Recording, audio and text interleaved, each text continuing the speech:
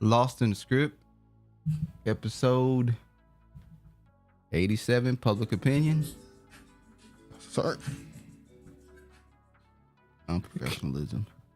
Jesus. Oh, hell. The weather has been so bad. Yeah, it's pretty bad. It ain't the worst I've seen in Seattle. It's the worst I've seen. How y'all doing, man? Another week going by, and we are at what they call Christmas Eve. So I swear to God, I didn't even recognize that we were going to be live on Christmas Eve. Ice on the ground is far more worse than snow on the ground. Oh, you one of those, that black ice. You know that black ice is dangerous, slick. Comes out of nowhere. Out of nowhere. Oh, man. All right, man. What up, George? What's up, my great, honorable, illustrious homie, too? Hey, Travis. George being George. I'm glad he in California, so he didn't get frostbite. Oh, no, he's still playing in the streets. No, he got frostbite playing in the snow. Oh, yeah. How you doing, Regina? Grant Elevations, Duke, Travis, George, and the rest of the chat is wet, but yeah, no more ice. Saturday on the eve of Christmas. Yes. Terrible. Let me tell you something. A few days ago, and by the way, I was sick. You feel great. Thanks to someone. So I'm out here sick trying to walk around in this ice. Well, that's what happens when you choose to not take care of yourself. You get sick. I had to learn to take better care of myself. Now you know better. Right? Yeah, okay. Okay. Now, who the hell is Robert Richards? F all y'all and y'all in your reparations. Fuck all y'all and y'all reparations. In your reparations. I don't know who you is. The way you wrote that, I don't know where you from. I hope he ain't no tether. I hope he a Caucasian. I hope he not a tether. It's easier to go in on a Caucasian than it is a tether. So please don't be no tether. Oh Lord. Yeah, and that Travis got my boy Deuce. Yeah, he did get me sick though. That's his I didn't get you sick. You got yourself sick. Hold on, I forgot to. You can tell I'm sick. Look at this. I forgot to change the damn title. They ain't got nothing to do with you being sick. You done forgot to change the title. You won't sick. Nah, they don't happen, man. Yes, it do. That don't happen. All right, we're gonna get right into it. Another week, some stuff. I finally got a ending to a storyline that I know nobody didn't expect because ain't nobody talking about it. I didn't talk. You know what? I didn't say nothing about Megan Thee Stallion and Tory because I believe it's a fake storyline, a ritual storyline. But you had so much to say about Megan. Wait. What'd I say? You said, well, you predicted. Hold on, before we get there, okay. Other stuff before we get there. Yeah. Okay. But no, I could tell nobody expected that because no one's talking about it. No, nobody is shame on their face for all the people that were saying she was going to be found guilty. And he was going to come out on top. That's why they're not saying nothing because they're in disbelief. No, I'm going to tell you what they're saying now. But all right. Oh, yeah, they blaming Rock Nation now. No, that ain't it. We're going to do this one right quick. Whitney Houston deserves so much better than I Want to Dance with Somebody. I'm only talking about this because I found it funny. The reviews from this movie have come out for people who were able to see the early screenings of it. And from what I've seen like 6 early reviews of it. And all of them are saying the same thing. Although I will say the people that I've seen the reviews from would say this because of their political beliefs. But I'm hoping, I'm going to give them the benefit of the doubt instead of their being unbiased in their review and being honest. But they're all saying that there's no heart, that it's stale, that Whitney deserves better. She's not what up, Smiley? like How you American, doing, man? so she's not gonna have the same energy, soul that Whitney Houston possesses. What you mean? What you saying? She go across the pond. What you gotta do anything? What you mean they gotta do with anything? It's the same thing we said with Cynthia Erivo playing Harriet Tubman. It's not gonna be the same. Because of where they from? Yes, because where they from, they don't share the same experience that you do. Okay, that could be a part of it, I guess. But yeah, they basically came out and said the movie's not. What? He called Megan Thee Stallion That dude in the dress got caught, so of course they found the real thing. Of course you would call a black woman a man, George. Yeah, well, a lot of people. It ain't who you think it is that's really been spreading that narrative, though. Another story that's finally come to, I'll say a conclusion, possibly. Feds arrest Mayor Adams' pastor pal for alleged fraud. Now, in this article, I know people tend to forget that this pastor dude, this Lamar Whitehead, is actually friends. And Adams came out and was saying this publicly. He's friends with this pastor. So maybe they used to hustle together back in the day. Now remember, damn dude, what happens with a lot of these dudes when they're young? They do all these little hustles and stuff when they're young. They normally go into the police force or the military, and the other one tend to go the opposite way. Now the friend ended up going to the church to continue his hustle. Although Mayor Adams continued, he went to his hustle politicians too. to do his hustle. That's a hustle job. Politicians are. So they all still hustling. They don't have a real black American playing Whitney. Oh, hell no. Yeah, I think she's from the UK, isn't she? Yeah, she's from the UK. I mean, aren't they classically trained? They're classically trained. They had to give her fake teeth, too. I knew you were going to bring that woman teeth up. Yeah. She said she had already got down to American accent for Whitney Houston, and then they gave her fake teeth. And then she had to relearn. Start over. Federal authorities on Monday arrested Brooklyn Bishop Pastor Lamar Whitehead, charging him with allegedly fleecing a 56-year-old practitioner of her entire life savings, extorting a businessman, and lying to federal agents. George, what would you define a woman as? White? Oh, white womanhood is the standard. The practitioners identified in the indictment of victim one appears to be Pauline Anderson, who has a lawsuit pending against Whitehead, alleging he biked her out of $90,000 in retirement savings in exchange for promising to her to help her purchase a home that never materialized. Now, when this first came out, well, at least when he alleged that he was robbed, we said it was bullshit. We said that was bullshit, and that was him trying to hustle to get some money. Then immediately came after, people started writing articles about how he owed money, how the home that he was in, he owed back taxes and all that other stuff. So house going in foreclosure. Yeah, and how he had all these, allegedly said he owned all these homes, but he didn't. How he had one place getting he owed a contractor for building the home. He never paid him or something. So that's everybody on Yelp. So that's why I was like, why the hell did he let everybody know immediately when he was robbed that it was for $1 million? Like, because he needed $1 million. You needed $1 million. It wasn't worth $1 million. You just needed $1 million. He was put it out there into the atmosphere. Yeah. Okay. Hoping he would get it back. Yeah, he got it back. All right. In cuffs. The allegations against Whitehead for innocent were first reported by the city in July. This was just days after Whitehead made national headlines for being robbed at gunpoint on the pulpit alongside his wife while Whitehead was delivering a Sunday sermon that was being live streamed. Two of the three alleged robbers were arrested and charged in September. And so, at least they didn't snitch on him, because I don't care what nobody said. I don't care what nobody said. I'm pretty sure that those three people were working with him. I seriously doubt they were working on their own, and it just so happened they robbed him while he was live streaming. So they didn't snitch, which is a big topic right now with Gunna and Young Thug. His boys didn't do him like Jesse. Which Smollett boys did him. And no offense, but New Yorkers are kind of known for what?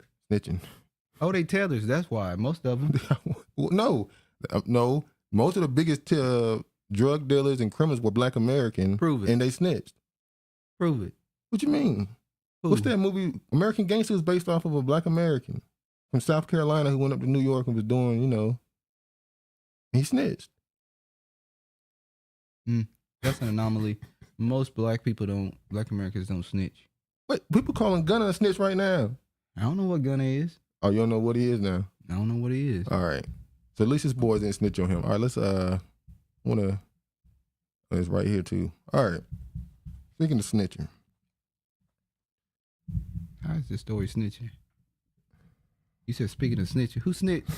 Let me just say nobody snitched. Tory Lanez found guilty of all 3 charges in shooting of Meg Thee Stallion. Let me tell you something. Just a week ago, you would have told me that he was found guilty, I would have said, I bet you money. I would thought have took the money off her. everything about this case said mistrial. Everything. There's so much reasonable doubt in this case. It is ridiculous. This is how you know this is a storyline. I remember, what's his name? Whack 100. He been saying for months, Meg going to jail. He wrong. Meg didn't go into jail. Every day I go on YouTube, and he's all in my recommendations, 30 videos a day almost, talking about all type of stuff. Meg out here living her best life. I saw one video yesterday from Whack 100 for 5-minute video. Meg Thee Stallion said, this ain't no Amber Geiger, Amber Johnny Geiger. Depp case. Amber Heard. You mean. Amber Heard, whatever. Let me tell you something. Meg said a black woman coming out on top. If the lawyer for Tory Lanez don't immediately file an appeal, first off, he's never getting. How you lose this case is crazy. Even if you think he was railroaded and there's nothing that lawyer could have did, bro, there was so much reasonable doubt. They couldn't find his DNA on the gun. There was gunpowder residue on both him and his friend. The only witness said he saw sparks coming from both him and Kelsey. How the hell do you prove he shot? How do you find him guilty of shooting her when there's literally no proof anywhere of anybody's testimony? Tory brought all the props out. He brought about a kid that nobody knew he had. He had his mama rocking the big Frodo cord. He had his dad with him. I also to show that he comes from a stable house home. He has a mother and a father parent with him. And his mom had the big afro on, real dark skinned sister. Like trying to show that, oh, I love my black mama. Shit. But listen, another thing we noticed is that she was wearing purple. Now, we saw other people say that it was purple when he's mourning and all that stuff. That represents the masculine and the feminine combining. Exactly. And we know allegations about Megan Thee Stallion. What allegations? Well, not that I believe them, but people say, you saw what George said earlier. People believe that stuff. Oh, let me George believe every black woman is a woman. Is a man. Yeah, he do believe every black woman is a woman. He believe every black woman is a man. That's what George believe. Now, where you get that from? They're going to put that on George like that. Oh, let me get it. He said, rapper Tory Lanez was found guilty Friday of all counts in his Los Angeles trial in the shooting fellow rapper Megan Thee Stallion Lanez, whose real name is Daystar Peterson. And her name is Peter, ain't it? Last name is Peters. I thought it was P-E-T-E. Pete. Yeah, Pete, you're right. So could face a maximum sentence of more than 22 years in prison and a deportation back to Canada. He ain't gonna be making beats and singing in prison, is he? Somebody made a joke. They said, man, whoever win a talent show in that prison, they're gonna be pissed when Tory Lanez show. They won the talent show last year. You ain't winning. The jury found Lanez 30 guilty of discharging a firearm with gross negligence, assault with a semi-automatic firearm, and carrying a loaded, unregistered firearm in a vehicle. Well, I guess they found the vehicle was his, wasn't it? I don't know. I haven't been into this case like that. If the vehicle was his and there was a gun in it, then it has to say, they have to hit him with that charge. Okay. Firing a weapon, that's been proven that he did shoot the gun. But how the hell did they get him with the assault? What you mean with assault? The shooting of Megan. If he shot the gun. Kelsey shot the gun as well. Matter of fact, the guy said she shot it first. Kelsey took an immunity. No. She took an immunity that allows her to not have this stuff used against her. She could still be charged with something that happened inside this case, though. Like the stuff she said in this case can't be used against her in the future. Kelsey ain't saying nothing. Oh, she better not. The jury got it right. Meg Thee Stallion's attorney, Alex Spiro. I am thankful there is justice for Meg. Meg Thee Stallion, whose real name is Megan Pete, testified that Lauren shot her in her feet 5 times following a party in the Hollywood Hills. She told the court that the shooting was... He shot at her feet 5 times? Yeah. Even though, once again, the witness said that he saw 3 sparks come from Kelsey, and then 2 come from Tory. By the way, another thing they said happened is, they said Megan... So much violence in the black community. No, listen. They said Megan and Kelsey was fighting, and everybody assumed... The big one. That Megan won. They said apparently... Meg would crawl across the street, and Kelsey went over there, and they started welling on us. Oh, it was the Players Club. It was Diamond versus Ronnie. And the witness was I think he was from London. He said that Megan, Tory, and the bodyguard was jumping. That's a shame how they was doing me. I think the dude was lying. That's why the jury just ignored what he was talking about. That's why the jury just ignored him. He said they was jumping on the ground. So they was stomping her ass out. And then he said that after when they got it, they were picking her up. The bodyguard picked her up, and he didn't know if they were going to throw her in the water. I'm like, wait, what? But they said they put her in the car. Like, okay. He just looked like it was some mob type stuff, and they were just killing her. They're going to throw her in the water afterwards. But I didn't see this coming. You know who else I'm waiting to see? Who's going to have a response? Who? Joe Budden. Oh, yeah. Y'all all going to have to walk it back. Y'all going to have to walk it back. We'll see. And he just said that about Meg. So she was a nasty individual. Well, that has nothing to do with the case, do it? Do it? Well, the fact that she won shows that she wasn't lying. Travis says black trans are equal to black women, and we as black men should support both the same way Travis unanimously support Michelle Obama. Now she was funny as you made that joke, but you know those white feminists, they believe that if you're not gonna call transgender people women, you can't call black women women. Remember that? I showed you that video. Yeah, we saw that. They believe that if you can't call a trans person a woman, you can't call a black woman a woman. That's how white women feel about you. How you doing, Kiefer? Sorry.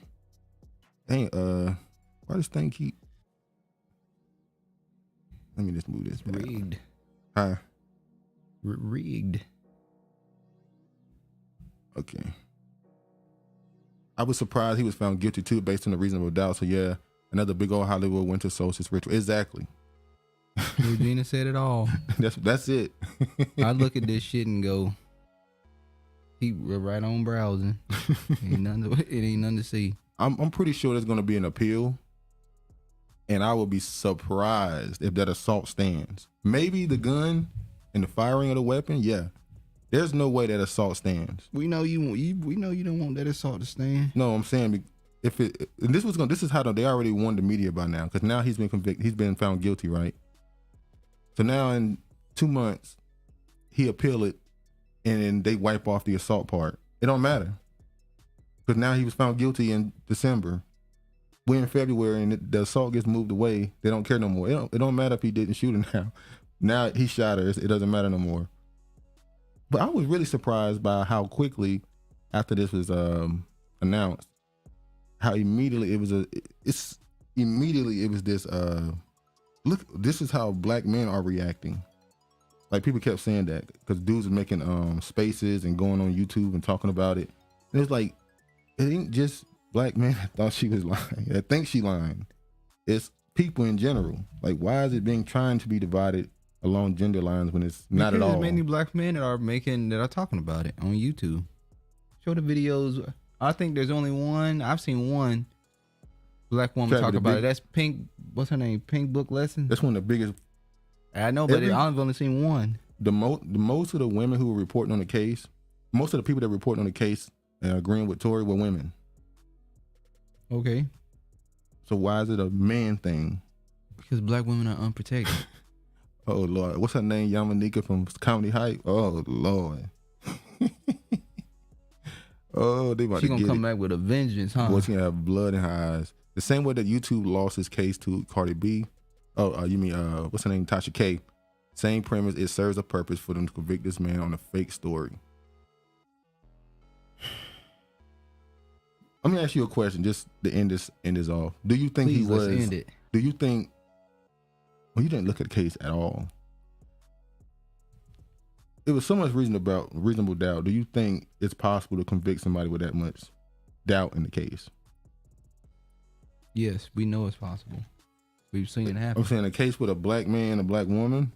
Normally that's what usually the closest thing to a fair case. Usually, because they don't give a fuck about either side.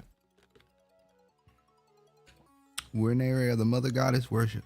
Well, keep in mind also, Tory Lanez's father, he immediately after the case yelled, "Rock Nation, God is gonna get you." Oh, This Negro got the nerve to say God gonna get you. We know you a Freemason. You name your son Daystar. Yeah. Come on, man. Get out of here with the fake shit. But let's not. Rock Nation definitely has something to do with this. Yeah, they all involved with it. Tory, no, Rock Nation got something to do with it. Yeah. Storyline. Please, let's move on. We about to go there. All right. Another celebrity. Let's not deal with the celebrity anymore, but it once was a celebrity type case. The Philly judge who jailed Meek Mill had all her criminal cases reassigned, kicking off a legal battle. So the judge, a few years ago, who a lot of people felt like had harsh penalties for Meek Mill for riding a dirt bike and doing a wheelie, which is a thing they do in Philly. But they don't make it right. You're not supposed to be right up and down the street popping wheelies on dirt bikes. I'm not saying it should be. It's not right at all. I'm not saying it's right. I'm saying people feel like it was a very harsh. Is it a harsh sentence. Punishment for people who refuse to follow the laws of the land? They've been told don't ride up and down the street on dirt bikes. The Negroes still do it. So at what point do you have to be more stern and strict? Right? Well, a lot of people think that she did it to him because of his status, and I think they said that she tried to get him to do something. Maybe she tried to set an example for the rest of them to say, stop riding the dirt bikes on the road, or this is gonna happen to you. Well, that can't be the truth, because now she's been investigated, and a lot of her cases are being turned around the last 2 months. They just trying to take down another black woman. Now, remember that situation that happened in not situation, that story that happened out of Texas where 20 black women became judges, and everybody was like, "Oh, that's beautiful," No, they didn't. Yes, they did.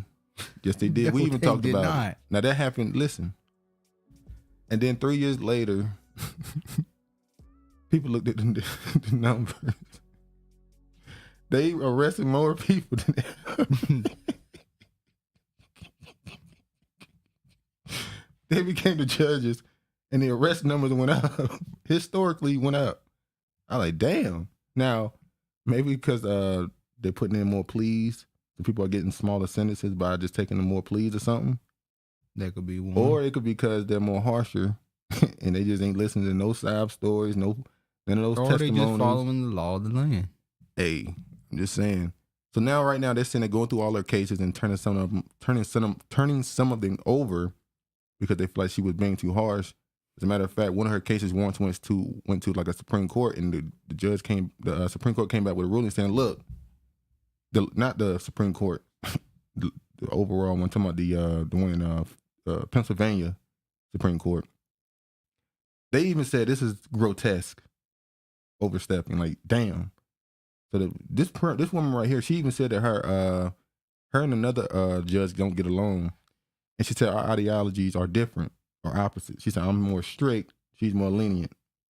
So she let it be known, if you come in front of me in the courts, you're more likely going to jail. You disagree with what she say? What if you end up for some stuff that the cop just threw on you? How she know they're supposed to throw it on you? Threw it on you. But that's the point. She's a judge. You're supposed to be able to discern certain things and be, able to look at me, my countenance, how I look, and be able to try to judge somewhat of my character. Can you judge somebody by how they look? In the scripture say you can. Judge a man by his countenance. That's what I tell you. You disagree? No, I don't entirely disagree. But you can have a person. How many people have we seen go into court, cut their hair, do all these different things to try to change their That's why people do it. But that's not you. You're just putting on for the courts to make it seem like you're a totally different person. Me willing to do it means what? That I'm willing conscious to do it of my No, you're trying to get out of this case. And you're willing to do everything you do to get out of this case. That's what it tells me. So did it make you more? Wait. So them changing how they look to be more appropriate, you actually will judge them even harsher? They're being fake. Wow. Okay. Boy, you can't. Now you about to do the crime. Your ass is changing. Let me tell you something. If try to become a judge, do not end up. You do not want to come in that courtroom. Because I'm going to throw the books at your ass. Damn, boy. Don't come in that courtroom. Hey, that's how it be. Back in, during slavery, it was a nigga. You trying to equate me to the slave master? That's what you trying to do? Hey, it was the niggas that'll get you the votes. They the ones that were whipping you. All right, Emmett Till and his mother honored with congressional medal. Let me tell you something. They keeping this story. I keep saying it. They keep Emmett Till story in heavy rotation. And that's a perfect way I'm about to say it. There's another way I was going to say it. I didn't want to say it that way. They keep his name constantly in the news. They find a reason every couple of months to bring him up. They'll find something to give a dead black person to make you think about him. Anything but justice. Exactly. We just saw another Nazi, a 97-year-old woman, arrested for her crimes in Nazi Germany. She was arrested. Going to jail. Prison. Once again, 97. Why are you? What do they need a congressional medal for? I couldn't tell you. Another bullshit symbolic gesture. And why would his mother be awarded with the congressional medal? I guess they sent her bravery in allowing his casket to be shown to the world.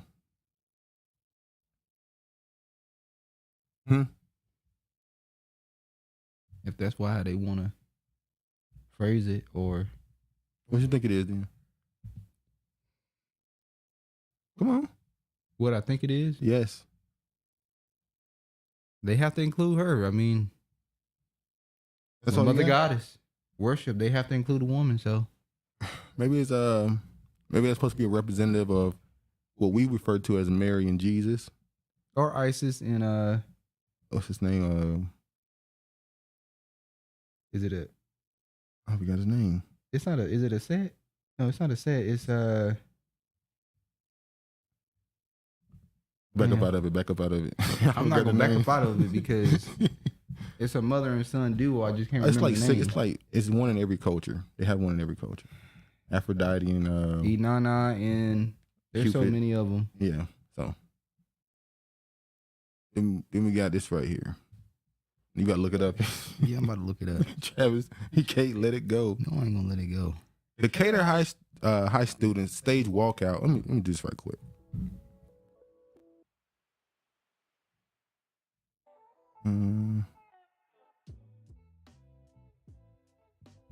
Osiris? Horus. It's Horus. Okay, hold on. How you doing, Rosie? Rosie's in the building. Let me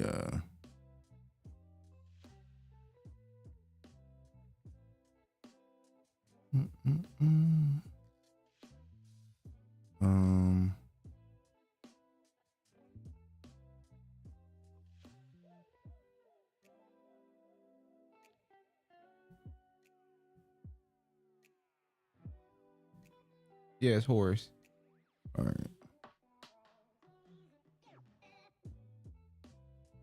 Her husband was Osiris. Yeah. Happy holidays to you as well. Who said happy holidays? It was Rosie. I don't celebrate them, but I let other people do what they will. Don't get on here preaching. Here we go with this shit again. It's freezing up now? Uh-huh. Okay, we got to keep it moving. Can't have no dead air. Did it? Let's go. All right, let's go. It'll pop back up. At the end of the show. Decatur High students stage walkout, call for more action after teachers use racist slurs in class. I'm tired of these news articles. What do you mean? I'm just tired of them. Talking about teachers being racist? Teachers being racist. Y'all know what to do. Take your kids out. That's why I'm talking about it. At this point, you got teachers telling your kids what is sexually okay. You got teachers telling your students that their race is better than theirs. You got teachers telling your students that they're a nigga. What more do you need? I mean, at this point, if your kid, see, this is why people talking about these black schools, how we need more, and it's like, well, should your school be state ran and government funded, or should it just be a charter school where it's paid for by the parents? Not all parents can afford to pay for their kids to go to school, though. I know, but do you want to go by the state? Do you want the school to be funded?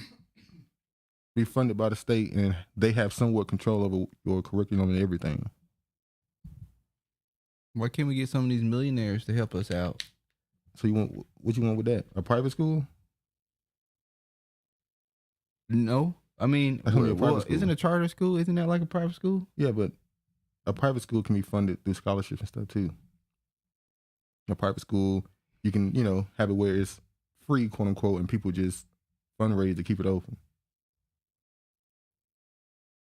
Or you could just teach kids at home. Not everybody can teach homeschool. Why? Because that requires money too. If they can't afford to send a kid to a charter, they're probably not going to be able to afford to homeschool in some cases. Why can't they afford to homeschool? You just said some people can't afford charter school. Charter school is thousands of dollars to go to that school. It's not thousands of dollars to teach your kids at home. What are you talking about? Wait, let me ask you a question now. Did you look this up? No, I didn't look it up. I don't got to look it up. So you know it's not thousands of dollars to do homeschool.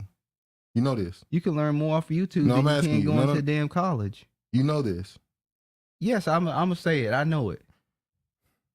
Are you really sure? I'm positive because I had an employee that was homeschooled. Well, why didn't you just say that? You verified it. And he said it was not expensive to be homeschooled. And to be quite honest, he was weird. When people say that about people who are homeschooled, but he was very smart. They said people who are homeschooled typically have more educated, but they're not as socially. He was socially awkward. Yeah. He was blunt. Yeah. He didn't know how to be charismatic and be a extrovert towards people. He like, if a resident was just like, he was like he just is blunt. A lot of people think that. A lot of people feel like people who are homeschooled typically have the same personality of people who are single child. They're a little bit selfish. And then also he had his name was Joseph. His mother name was Mary. His father name was David. His sister name was, they were religious people. So it might have been more about his parents and their homeschool. No, it was because he was homeschooled. He was just blunt. But no, homeschooling is not just as expensive as charter schools or private schools. Why would you think that? That's crazy. I didn't say it was as expensive. I said some people won't be able to afford it. The same way some can't afford other ways. Dozens of students walk out of Decatur High School on Friday, December 15th to call for more action from city schools of Decatur after a teacher was disciplined following his use of a racial slur in front of students. The word that was used was the N-word. Superintendent Maggie Furman previously said it is used in the context of correcting a student that he heard use the word. Neither the student nor the teacher directed the word at anyone, but the teacher repeated the word that the student used in telling the student it was inappropriate language. CSD cannot provide any further details about the incident and the consequences, as that is confidential personnel matter. How you feel about, they said that the teacher used it in a context of telling them that they should not be using that?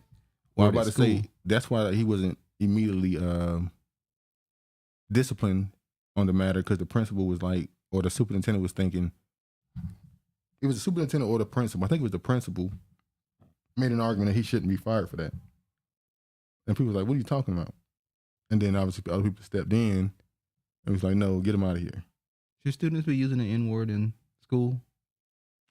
Well, this goes back to who was your teacher. So if it was a black teacher, it would be fine with the kids using the N-word. Yeah, because the black teacher would have reacted a lot. It wouldn't have had to tell him, don't say that, it's inappropriate. So you saying the black teacher would have said, don't say that, it's inappropriate? I don't think so. Have you ever, in school, heard a teacher tell a student not to say the N-word? I don't recall the kids in school saying the N-word a lot. It's not about a lot. Or you heard them say it. I heard him say it, but I can't recall them saying it in class. I'm going to ask you again. Have you ever heard a teacher tell a student not to say the N-word? No, because I haven't had a teacher that was in that position where the kid was. You're not listening. I'm not asking if you heard somebody say it. I'm asking if you heard a teacher say not to say it. Well, in order for me to hear them not... Because you said you can't remember the opposite, so I'm asking if you remember that part. No, because if the other part didn't happen, then how could the other part happen? You said you can't remember. You didn't say it didn't happen. When you were in school, were kids just using the N-word in class? The N-word? And there was a black teacher? It wasn't every other sentence it wasn't every other word in the sentence, but people said it. And I never heard a teacher just flat out, don't say that. They might get a look because it would treat like a curse word in school. So should it be said in school?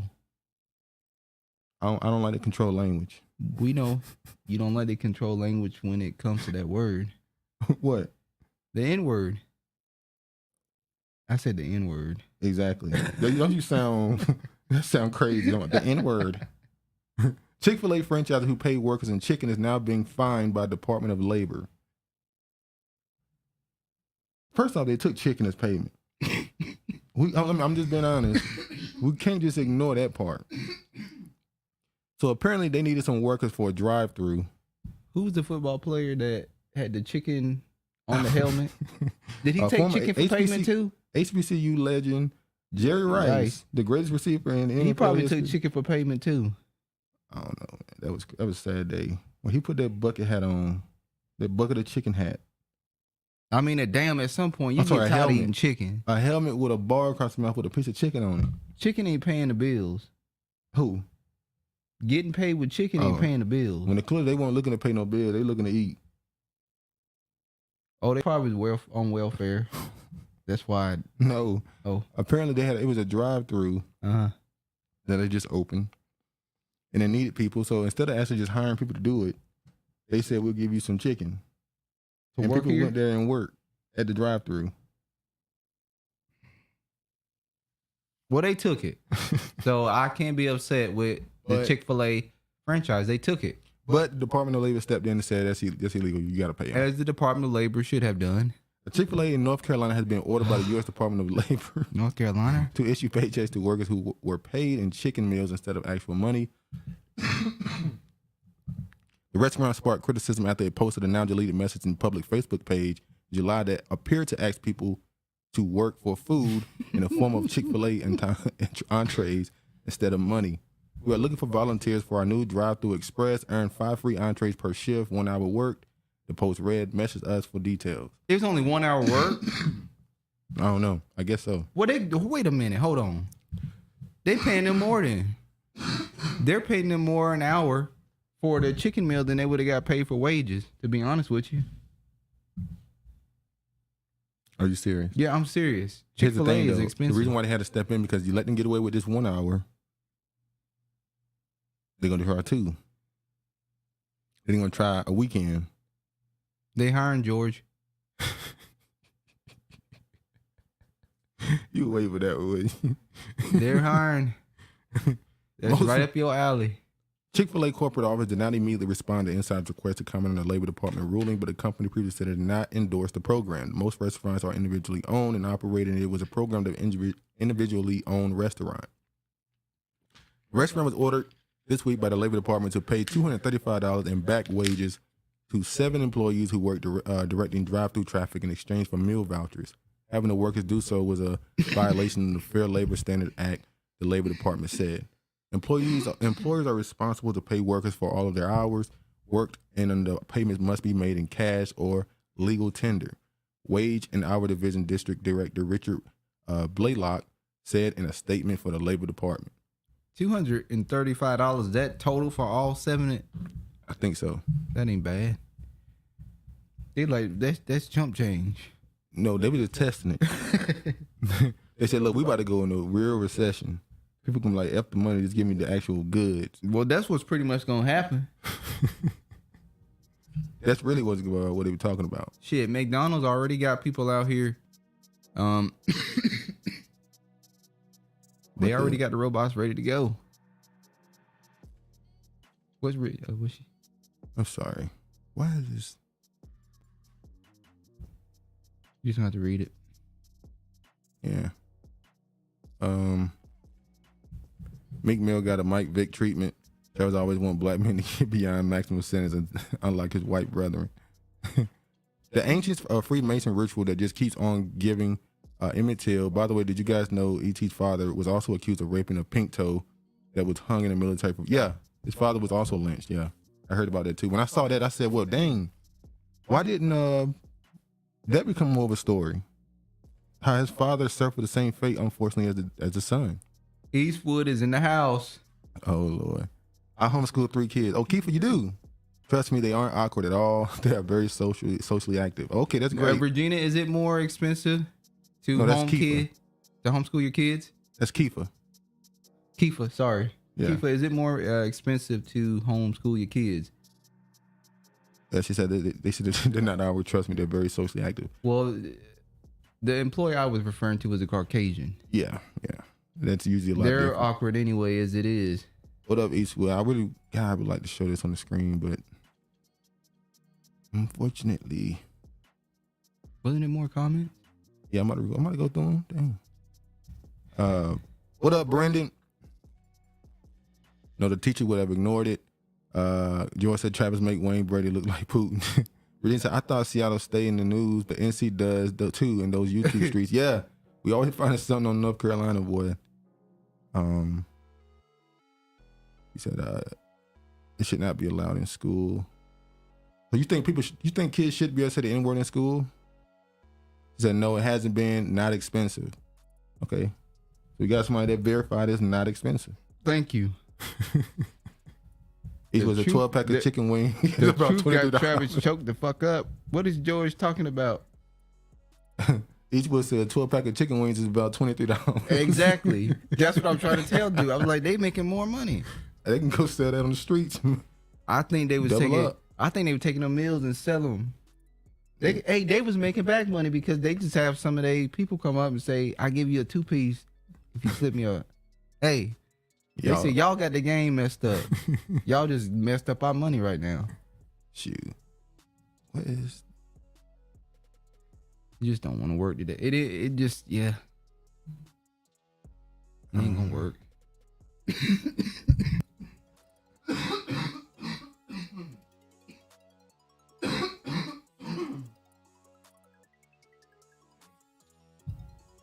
Yeah, you keep. What you doing, man? Hold on. We've been holding on. All right.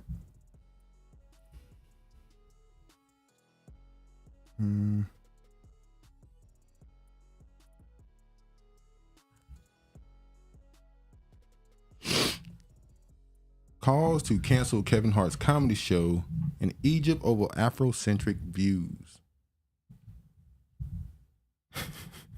So Kevin Hart, in one of his, he made a comment where he said, we have to teach our kids that we were kings and queens in Egypt.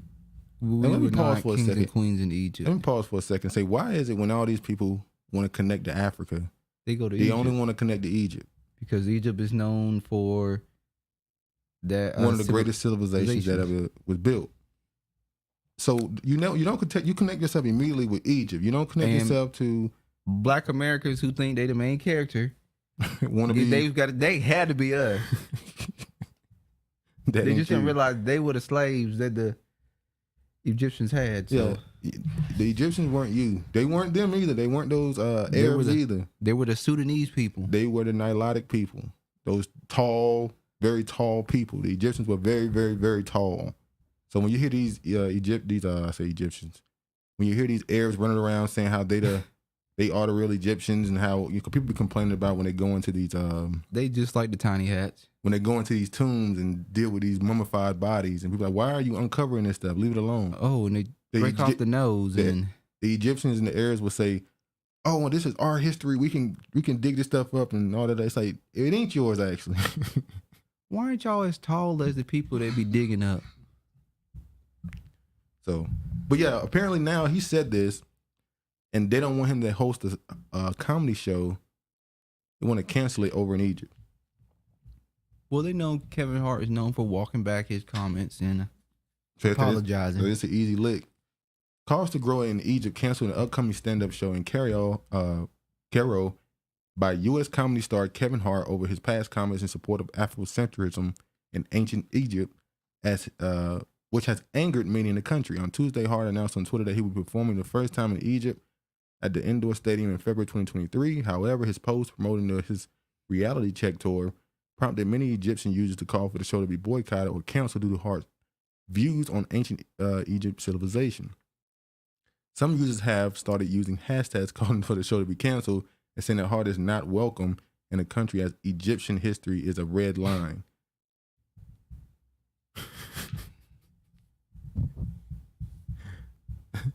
I want to show, where's it at? He said, we must teach our children the true history of Black Africans. We were the kings of Egypt and not just the era of slavery that is cemented by education. In America, do you remember the time when we were kings? One user said Afrocentrics, we want to steal and attribute Egypt's civilization to Africans and tell modern Egyptians that they are occupying Egypt from them. Well, Egyptians, Africans? That's what's happening. We know that East and North Africa had an influx of Arabs who came in to take that over. It wasn't always what it is now. When you start talking about Carthage and Egypt and all those places, Morocco, those places were quote unquote what they call now Black African, not Arabs. Hell, you could throw Ethiopia in there too. On Ethiopia as well. They got them big, hard bowling ball asses. Look soft. It don't. But it's hard as hell. It don't really. Zamona calling the show to be canceled was Egyptian actor Youssef Othman. He highlighted that Hart has invested in an Afrocentric animation series by the company Black Sands Entertainment, which others have accused of blackwashing ancient Egyptian history. Oh, wow. Black Sands Entertainment, it's a, I saw this already on YouTube. You can look this up, Black Sands Entertainment. It's a Black-owned animation cartoon. He did a whole series on Egyptian, it's an Egyptian cartoon, like an action type thing. And there's a lot of people in the comments that say how good it is. But I didn't know Kevin Hart is somebody who invested in it. Last year, prominent Egyptologist and former minister of inequity, dismissed the notion that ancient Egyptians were Black African, but did acknowledge there were evidence of Cushites who ruled Egypt during the 25th dynasty. Well, who were the Cushites? They were Black. So they were. Quote unquote African. If you look at ancient Egypt, there were two theories, with one theory being their origin was either the Semites. Dang, man. You good? Don't get mad at me because I was actually sick. I wasn't fake sick. You literally ain't coughed. That's a lie. All morning. That's a lie. I've coughed. Okay. Cushites who ruled Egypt during the 25th dynasty. If you look at ancient Egypt, there are two theories, with one theory being the origin of the Semites, descendant of Shem, son of Noah, or Hamites, descendant of Ham, son of Noah, with input from Palestine and from Africa based in the faces of people in the Delta and Upper Egypt, he said. Afrocentrism gained traction in the U.S. following the growth of the Black consciousness in the civil rights movement in the 1960s and 70s in the centers of the history of people of African descent, and has been described as a response to the Eurocentric attributes about African history. One of the most disputed and divisive subjects has been the race of the ancient Egyptians and the accusation of modern Egyptians have no claim to the country's ancient heritage due to being descendants of Arab invaders. Which is true. While Afrocentrists have been accused of attempting to steal or appropriate Egyptian history. Well, what they lied. You just accusing them of truth. But yeah. Should he even be in Egypt trying to do a show? He could be. Well, I can't tell Kevin Hart where to go to perform his comedy, if we're gonna call it that. Yeah, get your money, Kevin. You just gotta watch your mouth. Don't put out shit that is gonna offend people to the country that you're going to if you want their money. I agree. The same thing when what's his name got kicked out of China. This dude went on the internet. An NBA player went on the internet and said, "Man, I don't care what y'all say. These Asian girls thick." And they banned him from the country. They're coughing and choking on them chicken wings. How you gonna go to somebody else's country and you know their culture? Some of these Asian girls thick. They kicked him out. They banned him from the country. That was Ty Lawson. He went to China and said that I wouldn't. You get what you deserve, man. Kevin Hart is whack, and it's about time he getting canceled. even if it's not for a good cause. They always try and whitewash Egypt. Well, I'll be damned. Me and George agree on something. Well, they have to whitewash Egypt because the story of the scriptures is very important. It's a very important place. If the Messiah went there, if Moses went there, that means Joseph went there and was actually able to call himself friends with the Pharaoh. And he blended in with the people. He blended in. Moses literally was confused with being an Egyptian baby. So was Joseph. So if you make them black, the Egyptians, then the Thani hats are. Then that means they would have to be black. So that's why they have to hide this part. Yeah, it all makes sense somehow. A lot of free programs and discounts available. We pay for our kids' activities, but I'd rather pay out of pocket to be selective about who my children socialize with. Homeschooling is very involved. Yeah, I think that's the biggest part.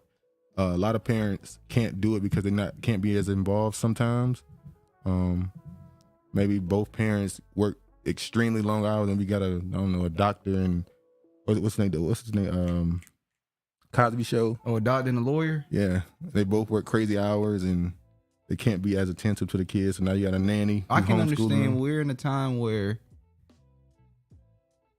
both parents may need to work if if one is not in that bracket.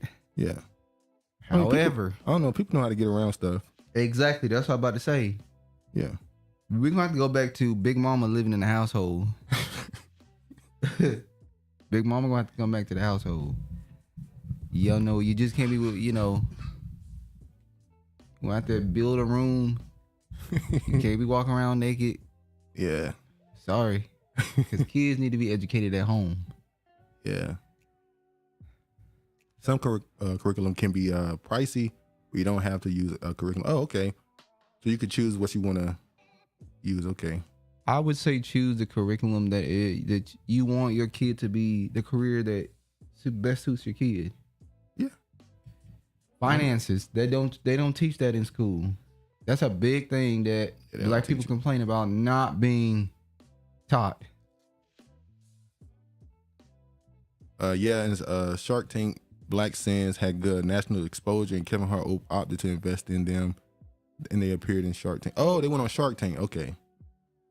I saw them years ago not years ago, at least a couple years ago. I saw one of their videos. Very well done.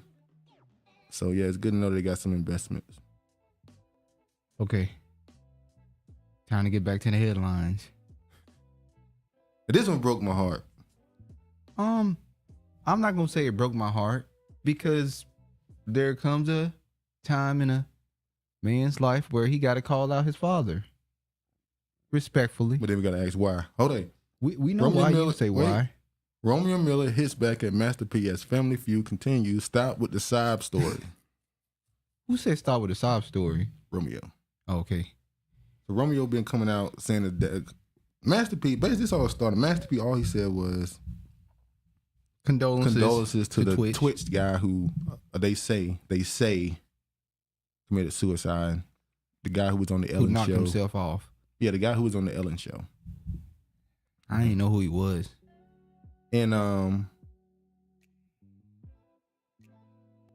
apparently Romeo was offended by that because he said you ignored your own kids' mental health problems. So how you gonna go on the internet and act like you care about a stranger, a man you don't even know? Which is a good point. That's right. Now you said immediately when Master P acknowledged this dude that meant this was some industry ritual. That's true. They all do it. Yeah. So they was letting people know. To me, he wasn't that. I shouldn't say that.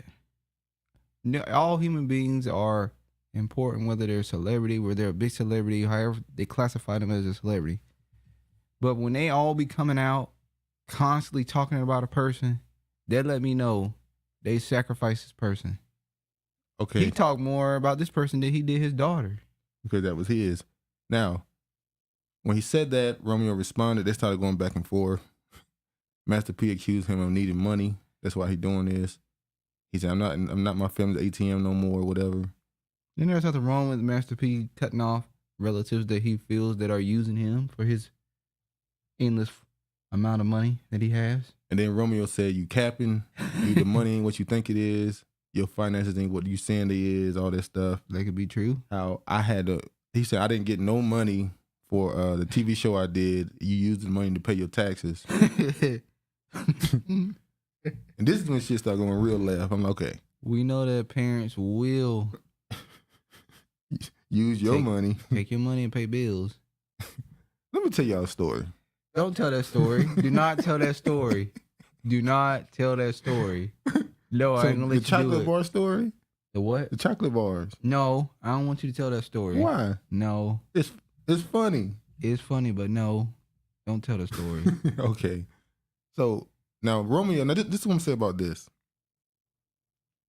Honor your father. Especially if he has done great things for you. Honor your father that you're what? That your days be long. Exactly.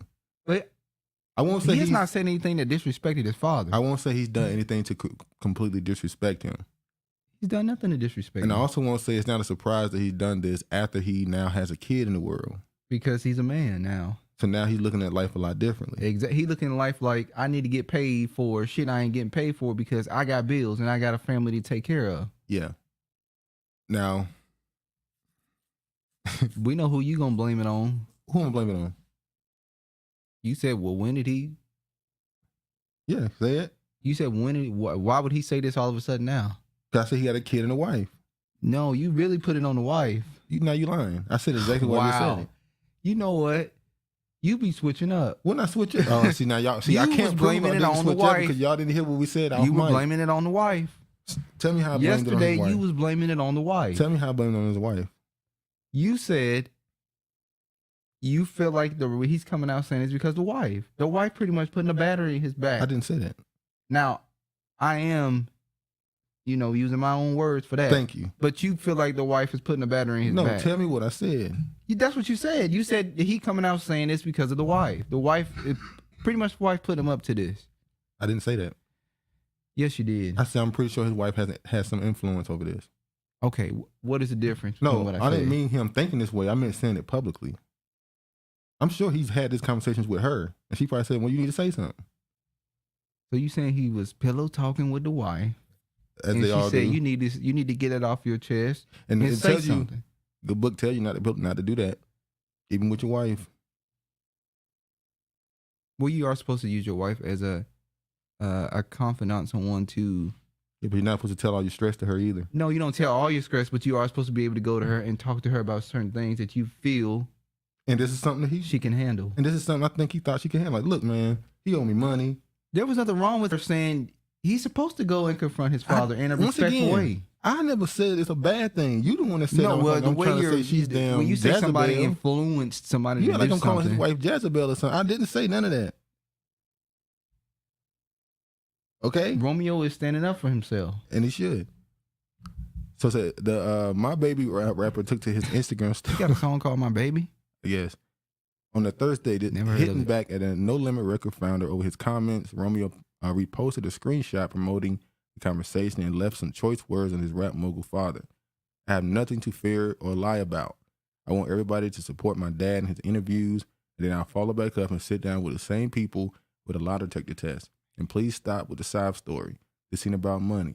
No matter how much you take, I never asked you to pay for any of my bills. As an adult, I'm good. This is about how if anything ever happens to me or you, then this family has nothing. That's not generational wealth. And I'm tired of this deception. This interview showed me your true colors. Love you, but I can't protect that. Take a page from Mike Tyson. Your real truth will inspire even the next generation. So he's saying his daddy ain't got no money in the bank. I don't think that's what he's saying. Oh, what he's saying? He's not saying he got no money. He's saying you not spreading this money like you acting like you are. You got all the money. We live in month to month on allowances and stuff.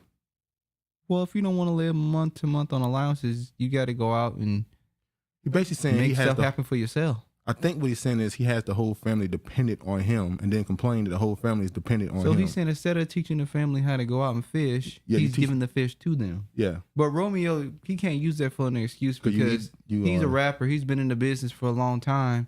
Well, he's not. He said me and you. He's saying that me and you, if something happened to us, everybody else not gonna be able to. Well, he has a son that's in at a HBCU playing basketball. So eventually he will be able to have his own money if he How make you know he it. going to the NBA? Huh? That don't mean he going to the NBA. Why you wishing bad luck on the brother, dude? There ain't no bad luck. This is the truth. No, You know how that's hard it is bad to get luck. to the NBA. It's like a There you go, talking less than down. 1% chance you're gonna make it to the NBA. I'm speaking in existence for the brother. When he makes it, Okay. then he'll be financial stable to do his own thing. Romeo Miller says he's finally getting his first check from Rap Snacks after accusing his dad of never paying him. I ain't seen a Rap Snack since I saw him in North Carolina when I went down there, but in Seattle there's no Rap Snacks. No, not up here. They're good. They're actually good. I didn't say I tasted them. I saw them. I've had them before. Which Paul one them you has get? some. Huh? Which one you get? Can't remember. Yeah, I didn't you get can't none. They had some. remember. No, I didn't get none. They had some. So did you eat it or not? Yeah. You don't remember which flavor it was, or No. I don't remember believe it was you. a chip. It I was think like, you lying. look, you can think what you want. This had to be. Did we go down there? What was that? 2000 and.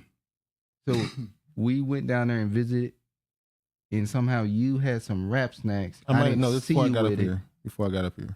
Oh, not That had to before we be- got up It here. had to be like 2014, Never, land. 13. It 13, never 14. happened.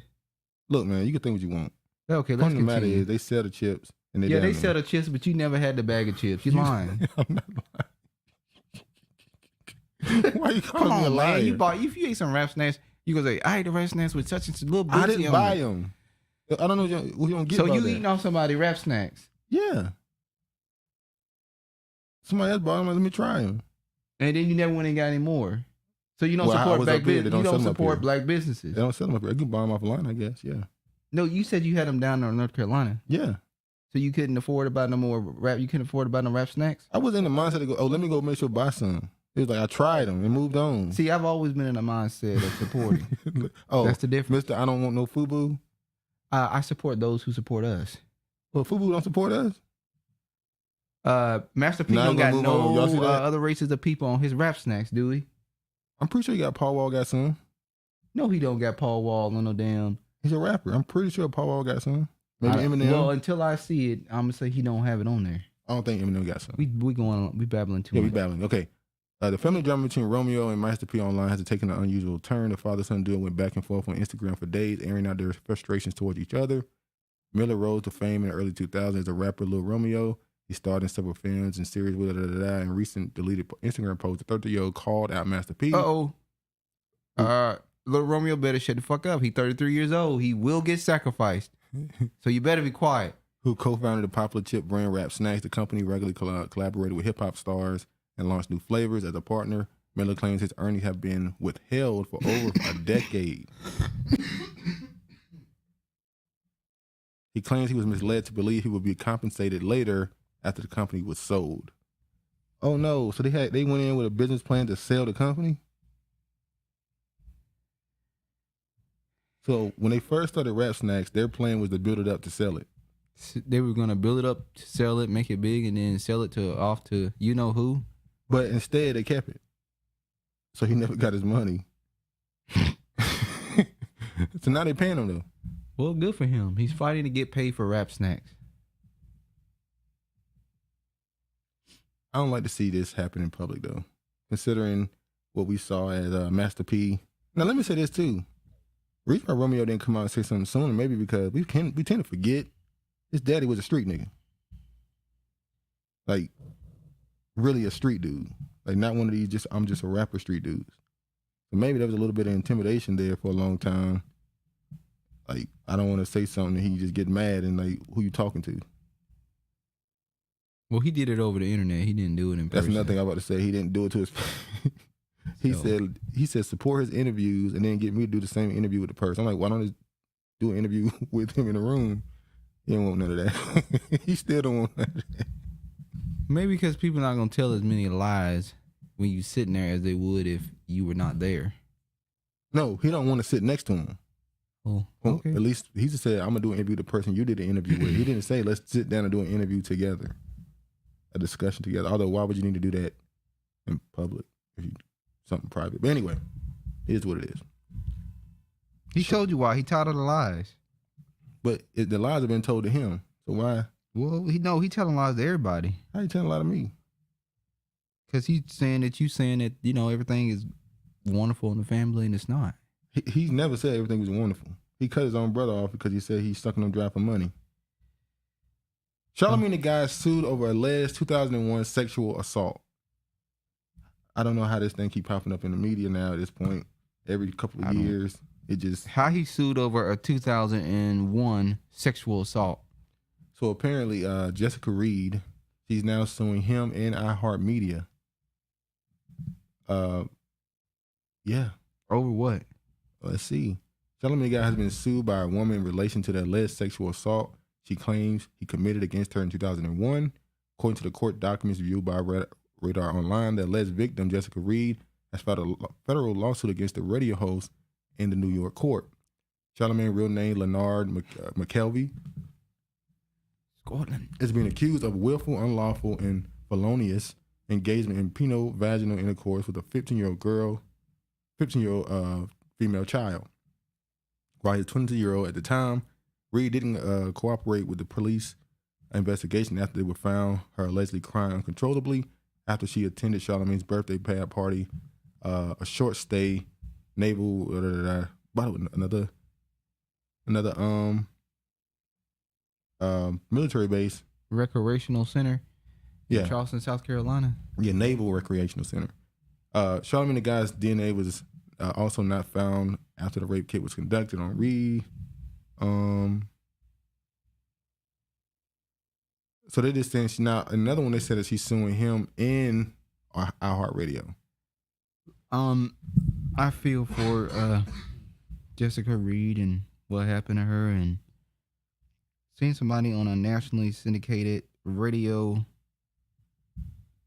podcast or whatever it will be. I know that could be painful, but I don't think can you sue somebody 22 years? This happened in 2021. We just saw it happen with Cosby and Weinstein. But he accepted the charge, didn't he? What you the mean? Plea deal? Didn't Charlamagne get a plea deal and he accepted it? Yeah. So that means she could sue him. Because he admitted that he was guilty. Well, no, he got Kwame said, lesser charge. Took a lesser charge. But in his charge, he admitted to giving her drink. That's what he was accused of, giving her alcohol. Underage girl alcohol. Reckless endangering or something. I forget what they call it. So now she's suing him saying, the same way those women came back and sued Cosby and Weinstein and all them. She's coming back and getting. This is the money? I think it's, I don't know. It said Miss Reed tried to get justice, but to no avail. And to make matters worse, everyone that Miss Reed reached out to, including iHeartRadio, ignored her and still allowed Charlamagne to speak on their platform. And the lawsuit said, every time Miss Reed turns on the radio and hears his voice, sees him on TV, and walks past his books in the stores, she's reminded of what Charlamagne did to her.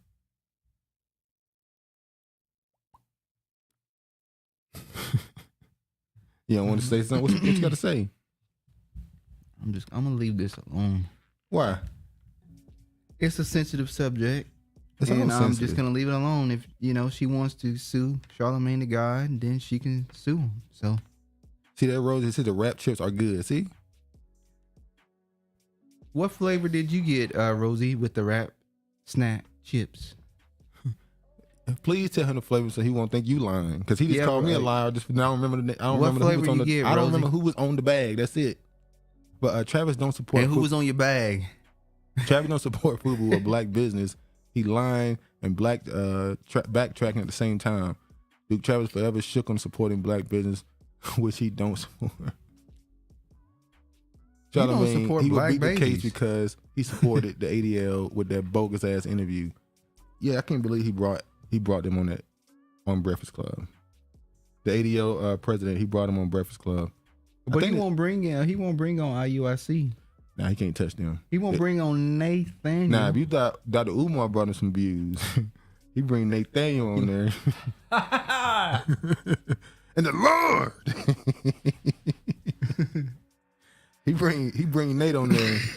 I'm about to say something. I can't say it that way. He you bring Nate on there, it's gonna get you know. People gonna get uncomfortable with flags behind. Yo, him. he gonna point that flag out behind him too. But yeah, what the hell is DJ Envy? the world may never know. When we gonna ask DJ Envy to produce his birth certificate? Hold on. Scoop, Stacey Abrams' campaign is in debt after blowout loss. Wow. Now this is when you know they done with you. They start writing stuff like this. So they burning what they call it? What's the name of that TV show? Burn Notice. Remember that? You ever seen that show? Maybe episode or two. Yeah, Stacey Abrams has been burned. I doubt you'll see her run for any political office. She lost twice to the same person. When they didn't know him, and after they found out who he was, they still voted for him even more over you. So what's gonna be her next line of? What's gonna be her next adventure? I don't know. Can she do the commentator thing? Or she would work in the White House? Or would they make her some type of ambassador somewhere or something? Or they gonna try to send her to the Bahamas like they did Keisha Lance Bottoms? I don't know what she do. She can't run for president or nothing like that. It's over. She generated so much money and she lost again. And now they're saying she owed money. After raising more than $100 million in her second bid to become Georgia governor, the Stacey Abrams campaign owes more than $1 million in debt to vendors. Two-time campaign manager Lauren Wargo confirmed to Axios. How she raised $100 million and owe $1 million? That means she was spending. At least she was spending the money. You know how many people who raise all that money and don't spend it, just put it in their pocket? Oh, so that means she was really trying to be the next governor. She actually spent the money. Now hold on. She might have spent some of it. She might have took some of the money and donated it, quote unquote. Oh, she got a bank account in Switzerland.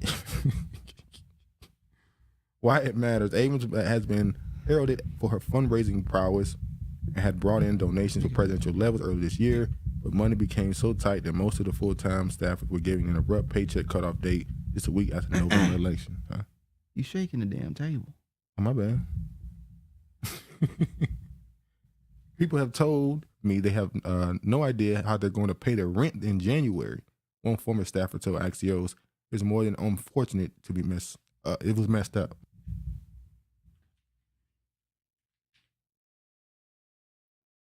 People don't. Oh, how many black people are on this list of people she owes for her campaign? You think all the people she owes is black people?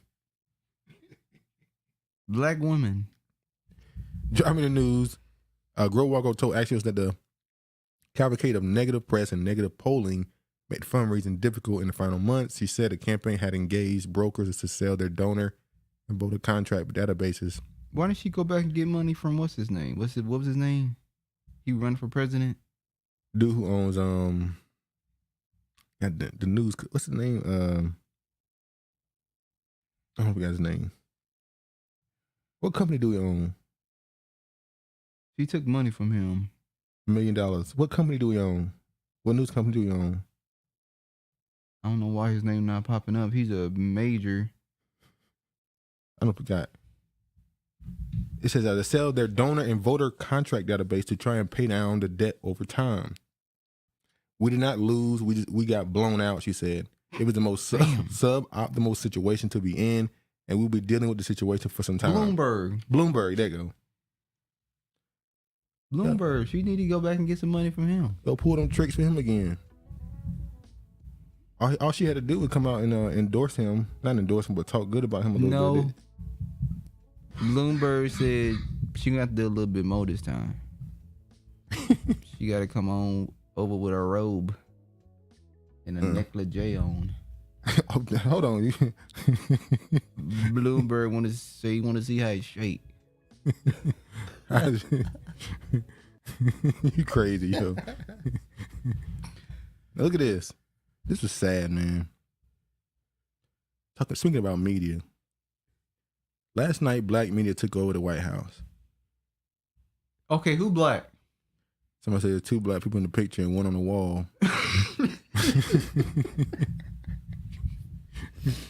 Now, The people in this picture, obviously DJ Envy and Angela Yee. The She Spanish black media people. now? Huh? She always makes sure she let you know she Asian. She's Asian and black. You got the Jasmine brand, and you got Shade Room, and you got this Jason Lee. Jason Lee. So this is who invited to represent black media? Why he look like Martin Luther King Jr. son? It might be him. That ain't black news. That ain't black media. That's who they brought in as it. We can name you some black media people, and I'll tell you. They'd Yeah, be I vastly guarantee you the different. black new media people are highly upset. No, they're not, because they wouldn't. Those people wouldn't even want to go to the White House. Oh, they would. Oh no, they would go, but they wouldn't be asking to go there. No, they would not be asked to go there, but they definitely would go to the White House. Well, we don't know about one. He ain't going to the White House. One gonna stay hidden. He'd do a live from a, but he ain't going to the White House. He cannot be seen, you know. Yeah, he got too There's much people threats after out here him. on his life. Yeah, he's a, you know, he's he got people on his life. You know, it's a dangerous And I world for him. understand he had, you know, he's important to black media, so we want to keep him safe. So Let's move on. California Medical University apologizes for experimenting on prisoners. they were experimenting on the Latino. Now, you know damn well. Researchers at the University of California, San Francisco conducted dozens of unethical medical experiments, including injecting pesticides and herbicides into men's veins. A prominent California medical school has apologized for conducting dozens of unethical medical experiments, or at least 2,600 on at least 2,600 incarcerated men in the 1960s and 70s, including putting pesticides and herbicides in a man's skin and injecting it into their veins. Two dermatologists in the University of California, San Francisco, said one of whom remains at the university, conducted the experiments on the men in California Medical Facility, a prison hospital in Vacaville, that's about 50 miles northeast of San Francisco. The university's program for historical reconciliation issued a report about the experiments early this month, writing that the doctors engaged in questionable informed consent practices and performed procedures on men who do not have any of the diseases or conditions that the research aimed to treat. Choking San on Francisco- chicken wings. Huh? You back here choking on chicken wings. UCSF apologizes for the explicit role and the harm caused to the subjects, their families, and our communities by facilitating this research, and acknowledges the institution's implicit role in perpetuating unethical treatment of vulnerable and underserved populations, regardless of the legal and perpetual standards at the time. Executive Vice Chancellor and Provost Dan Lowenstein. Well, we know we know what background they belong to. So prisoners are now vulnerable and underserved populations. That's a good point. So when you're a prisoner, no, I think when they say underserved population, they're talking about what race the people were. We don't know what race the That's kinda people were obvious they were because black. they're vague in the article, not telling you what race the people were. I'm not gonna say all of them were black, but we know some of them were probably black. And they probably mean poor as an underserved community. That's a community now. Poor people is a community. They turn everything into a box. It's crazy. So are they gonna give these people Reparations? That's what I was thinking the whole time. You look at the bottom there, it says the report says further analysis is needed to determine the extent of harm caused to the prisoners as a result of the experiments and what the university should do in the response. California righting all they wrongs, huh? Always California too, ain't it? Now, one school got an idea. Yale slavery reparations includes sending local students out of state to HBCU. So wait, Yale's reparations is we're gonna get you the hell away from us. About 50 students per year will get financial aid to go to other schools. Wow. So Yale said, we got a plan. We got a plan for you. We got a plan for you, bub. Get you the hell away from us. We're going to help get you to HBCU. Yale University will expand its atonement for its past connection to slavery by helping local New Haven High students attend college out of state. The Pendency Fellowship will award local students $20,000 per year to help them attend historically black colleges and universities across the country, according to a recent announcement from President Peter Salvery. In New Haven, that's a black area. Yeah. There are no HBCUs in Connecticut. Dang. I know they said Hartford, Connecticut is pretty bad too. Hartford? I think how you said Hartford, Connecticut. Is it Harvard or Yale? It's Yale. Yeah. Yale is the one that got a hood right behind them. All of them do. USC. Yeah, they got a hood. A spokesperson for Yale, New Haven Promise, will administer the merit-based fellowship told in College Fix that all resident high school seniors may apply regardless of race. There are still programs. How you gonna send? Wait, hold on. How you gonna send other ethnics to HBCUs? Hold on, let me see this. Let me look at this again. A spokesperson for Yale's New Haven Promise, which will administer the merit-based fellowship, told the College Fix that all resident high school seniors may apply regardless of race. Well, it does say historically black colleges and universities, so not just HBCUs. That's HBC. That's what it's called. Historically black colleges and universities. That's how they say it. There are still programs offering funding for students to attend Yale specifically. Also, you can still apply to go to Yale. Over the past 10 years, nearly 500 students have expressed interest in attending a historically black college or university. Brett Hoover told The Fix it was the right time to make such an opportunity to allow students' dreams to come to reality. So the blacks are going to go to the HBCUs and the Asians are going to go to Yale. That's what the Asians want. The Asian says it's a win-win situation for us. The Asian said your little, what do you call it? Your little affirmative action is it's coming to an end. Your little affirmative action has been holding us back. So finally, we can actually show you how much we really run these schools. Even though they be ignoring the fact that a lot of their tests get taken by the damn Africans. Kenyan. She said it was honey barbecue. Ooh. Stacey ate. You know what? Back in the day, I wasn't crazy about barbecue potato chips, but I like barbecue potato chips as I gotten older. Mm-hmm. Your taste buds change when you get older.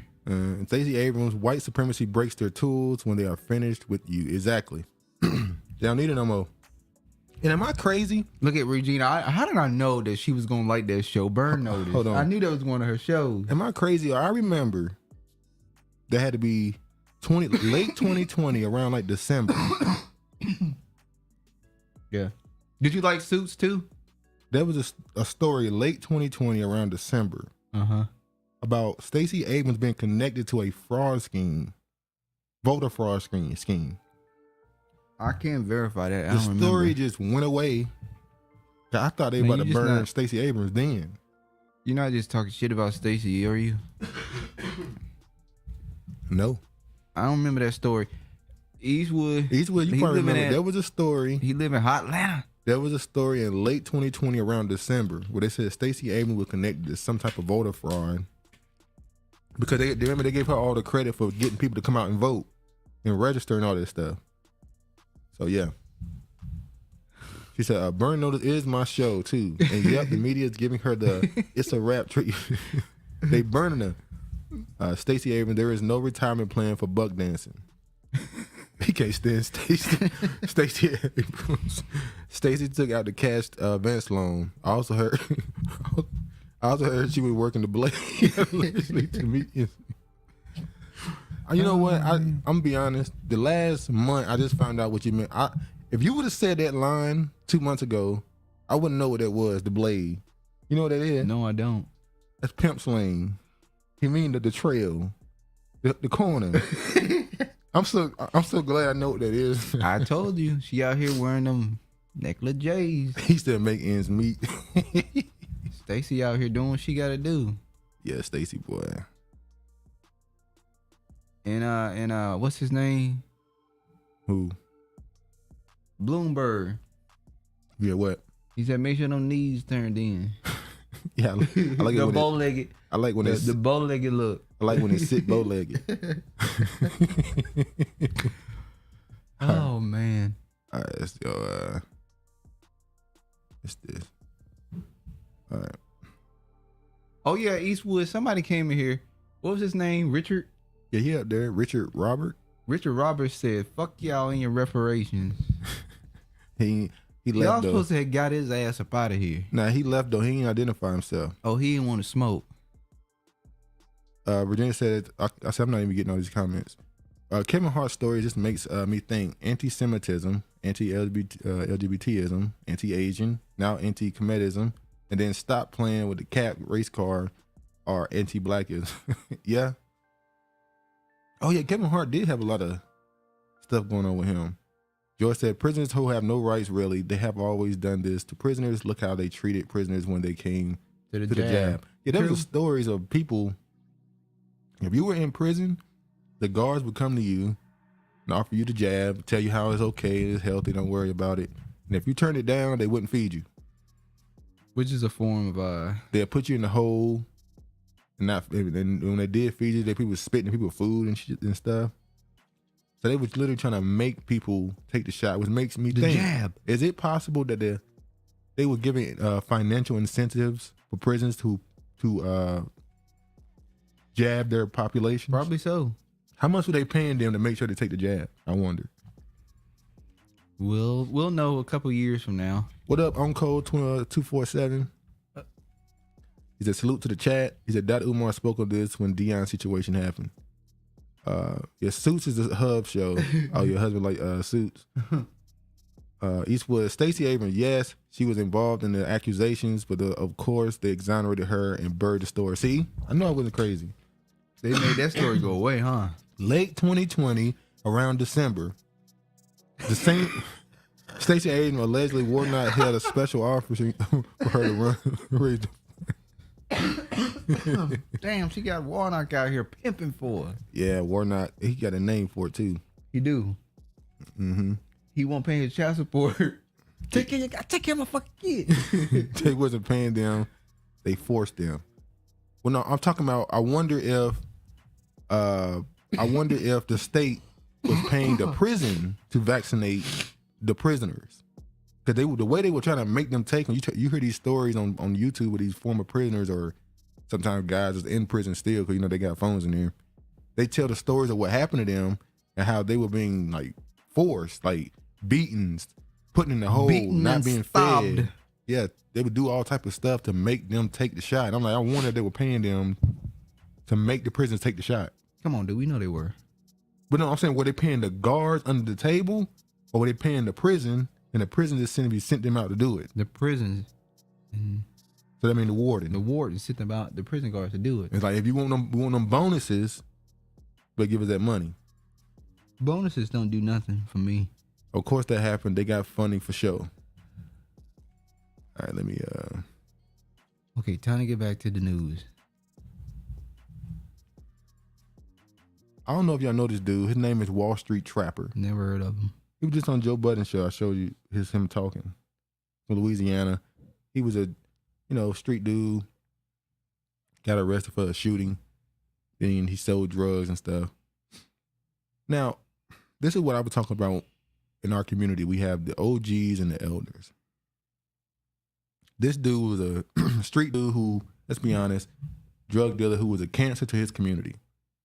He learned how to buy and sell stock, which made him more of a productive person legally. So now he feels he's justified in speaking on certain things that I think he should just shut the hell up on. That once you do stuff like that in your community, sell drugs, violence, criminal acts, you kind of need to stay in the background. We can't continue to let people who are former criminals. I understand they change their life and they're trying to be a role model. You can't be a role model. You've already done the wrong. All you ever gonna be able to teach people is what not to do. Because you didn't do it right from the beginning.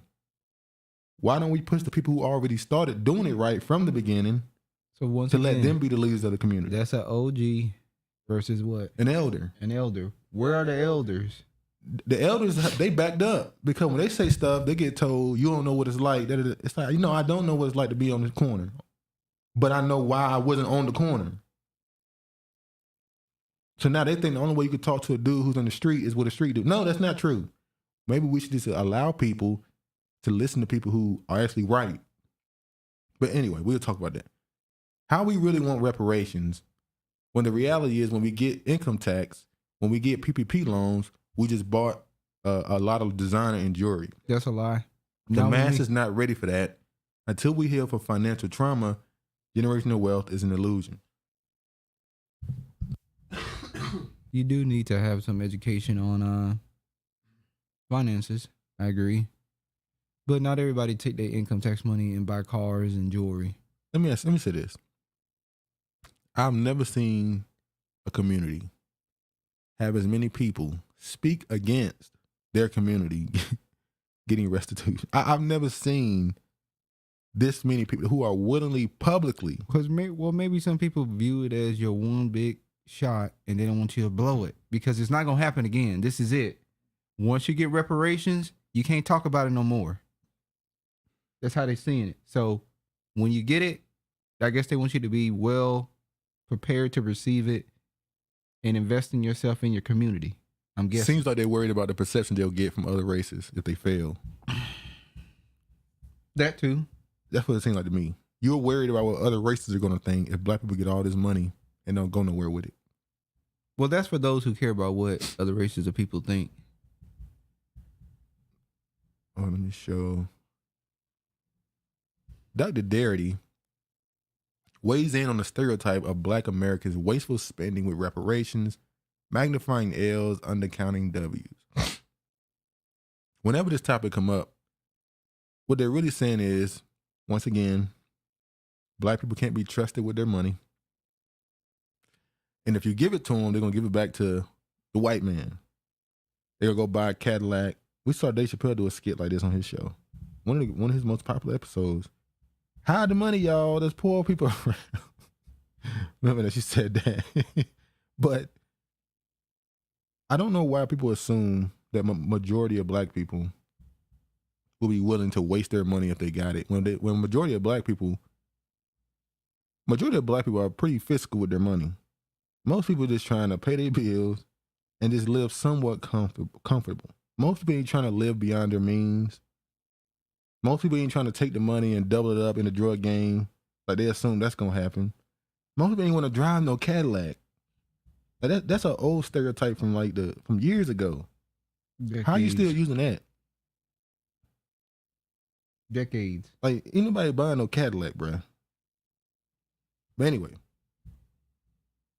grassroots reparations activists has said the issue will be among the most important for black Americans in the 2024 election. Conversations about cash payouts reached pitch after reports began circulating about economists' recommendation that each black Californian descended from the enslaved be paid $223,000 for housing discrimination.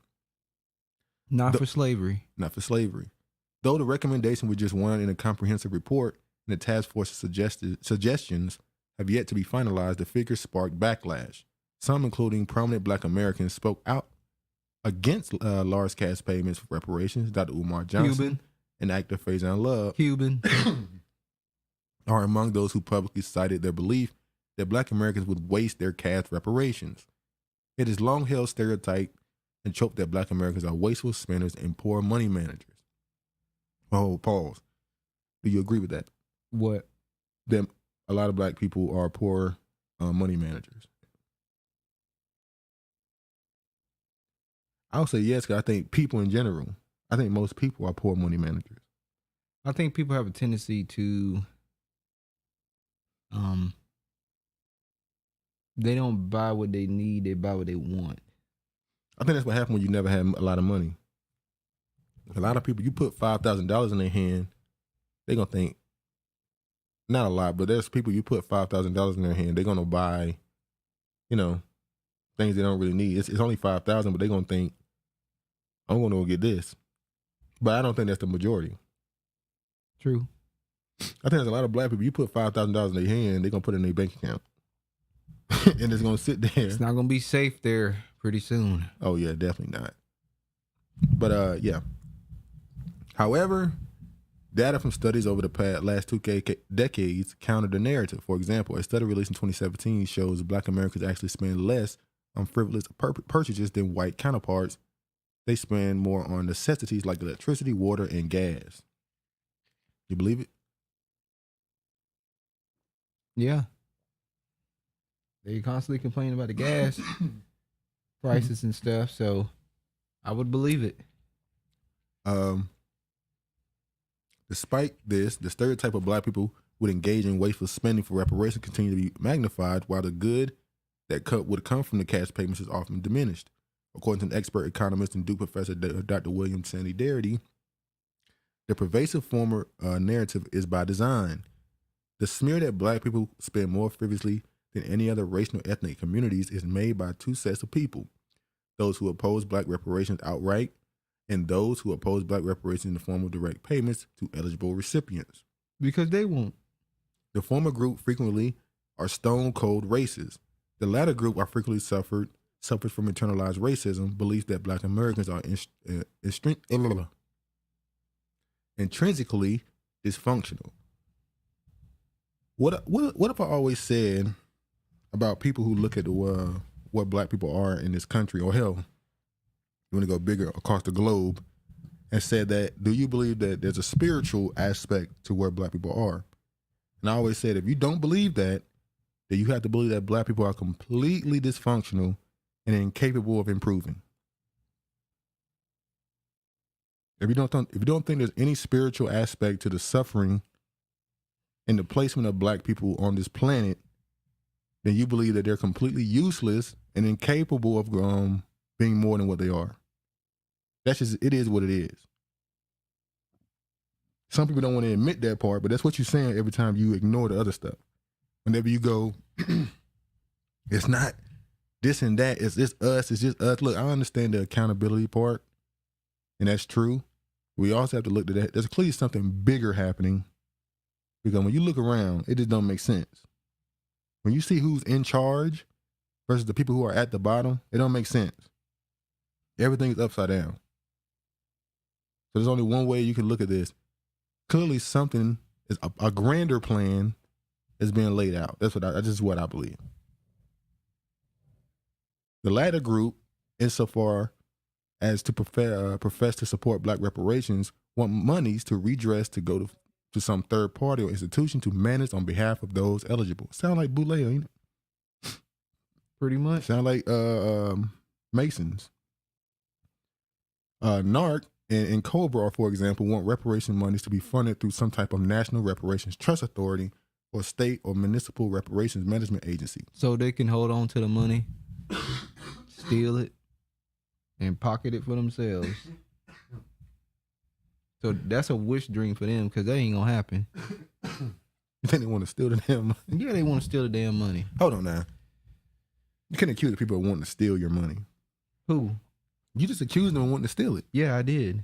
So why we need to have a management trust, a person over or a group over the money? Because they believe that more talented people, smarter people need to be over the money. That's what they believe. So what does that sound like? It sounds like Boule. Eggs and where everybody else's kids. So they giving out allowances, like Master P. No. They're not going to give people money.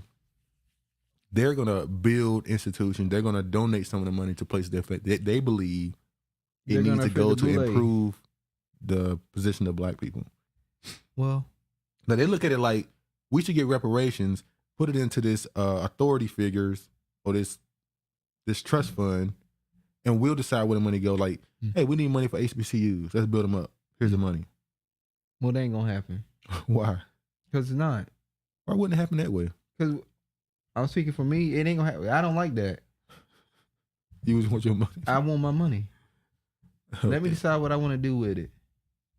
For example, want reparation money to be funded through some type of national reparations trust authority or state or municipal reparations management agencies. Both the racists and the purveyors of internalized racism simply are wrong. First, there are absolutely no evidence that black Americans spend more or spend less wisely than any other community. In fact, white households actually spend 1.3 times as much as black households out of a given level of income. Black Americans actually save slightly more than whites out of similar levels of income. Need money for a rainy day.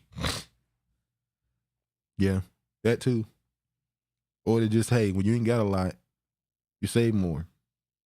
You don't know what's gonna happen. You don't know what expenses are gonna come up. The white people tend to take vacations with their family. They typically own their house. So there's a level of freedom they have.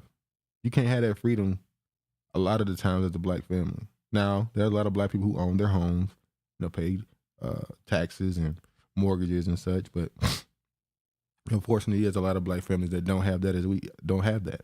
So they tend to not even have the ability to take those vacations and, go on those road trips, go to the Grand Canyon and stuff. They got to save that money for, when it get cold in the winter. So. Well, I don't want to go see some mountains. Huh? I don't want to go to no damn Grand Canyon, no way. Who said you want to go to Grand Canyon? You brought up the Grand Canyon, so. Because some black people might want to go to the Grand Canyon. Who want to go? I didn't say who do, who don't.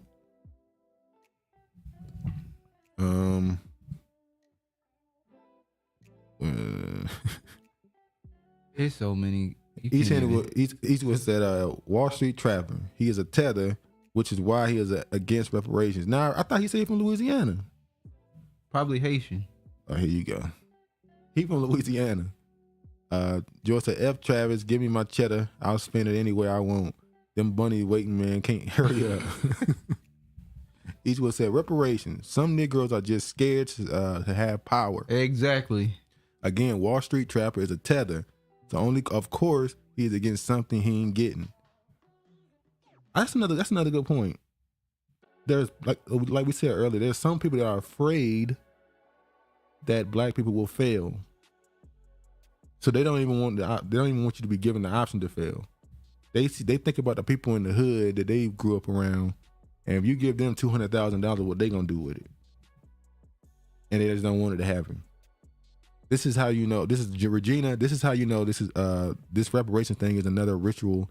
Because I agree, dude. How does this community, although all skinfolk and kinfolk, keep talking against restitution? That's what I'm saying. I've never seen it.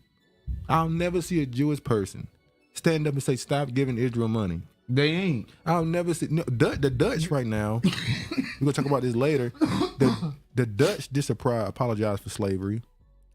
You're never gonna see Germans and coming at I think it's the Polish. The Polish still want reparations from the Germans. If a Jewish person came out talking against, they're gonna disappear. The Polish people right now are still clamoring for reparations, more reparations from Germany. You ain't gonna see no Polish person saying, "Don't give us nothing. Don't listen to them."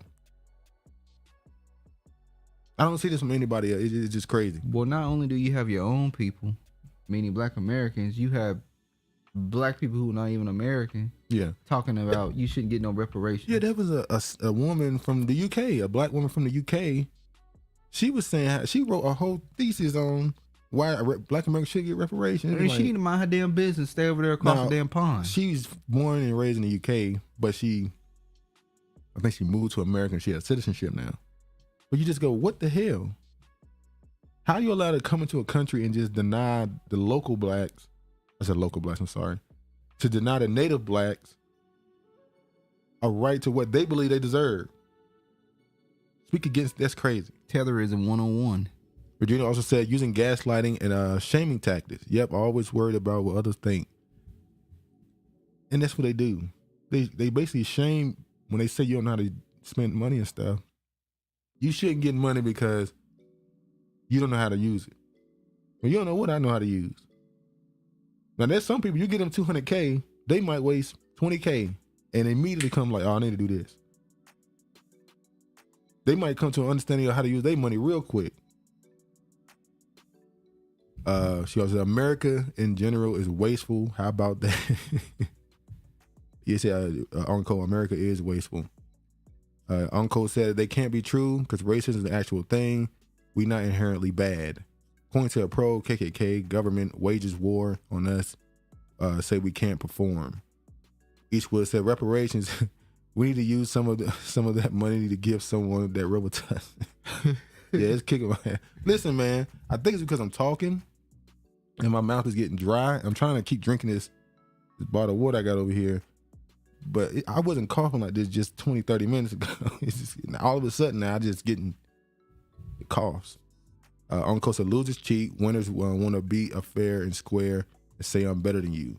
I think they should pay enough to match the collective wealth of white America. That's not enough. It's not enough. That's not enough. They ain't got that much money.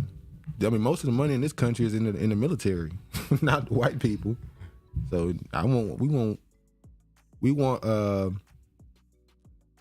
want enough money to be able to be your own nation, like Texas or California. If they had decided to separate from America, they still would be a top 10 in wealth. Only the enlightened are angry. If you comfortable, you drunk. Well, that's what they say. A wise man. It says oppression make it a wise man mad. Reparations, dude. Aren't you still against reparations? Wait, when was I ever against reparations? Eastwood saying I'm against reparations. Yeah, there was a point a couple months ago. When you going along with this now? Now you going along with this? I ain't gonna lie. I'm gonna tell the truth. Sorry. Sorry. When was I ever against reparations? Sorry. When was I ever against reparations? I remember you making a statement. A statement? Like now I'm a snitch too. Yeah, you a snitch on them. You'll do it. When I make this statement? Oh, well, no, you said that, well, I think you said something like you were more into land, I believe. No, I did not. I never said that. I said, what'd you say? I said, would you be okay with land? That's what I said. Listen, I've said all the above. You did. Anything you throw out there that makes sense, throw it in the bucket. That's what I say.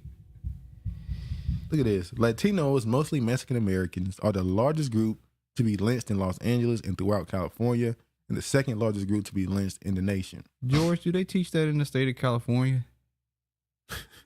Was that part of your curriculum? Somebody said, or history, American history? Look at this. Then the comment section turn them up. So let me get this straight. They left a country where they weren't being lynched to come to a country where they suffered lynching, and it didn't stop them from coming to the U.S. Well, the Mexicans will tell you, left the country. They would say we were already here. Okay. One Spice said, why did they immigrate here? And somebody said, you guys are still lying about these lynchings. Capital punishment hangings are not lynchings. So he said y'all were criminals. Damn, brother. He said they weren't lynchings, y'all were criminals. Dr. Kelly Hernandez needs to stop engaging in historical revisionism. The lies and cap gotta cease. Latinos want the blues so damn bad. Lynched? Excuse me? Have you heard of music? Those are a bunch of lies. Now, a lot of people are saying when they did the numbers in California, they said it was like 1,000 black people lynched. Or a couple hundred, I can't remember. And I think it said like 70 Mexicans were lynched. There was Italians lynched in the South. Hell, there were Jews lynched. True. So what we want to do with that? They ain't got nothing to do with me. Why is it when black people start talking about what happened to them, everybody come up with some, oh, when this happens to, oh, they love bringing up the Irish. Oh, Lord. The Irish were servants in America. They were indentured servants, and there weren't even that many of them. Can we please stop bringing them up? It ain't the same. America became a caste system in the 1700s. It went way from being just some slavery because to work off some wages or crime, some act of criminality or something. It became race-based. That's what we talking about. Y'all know this.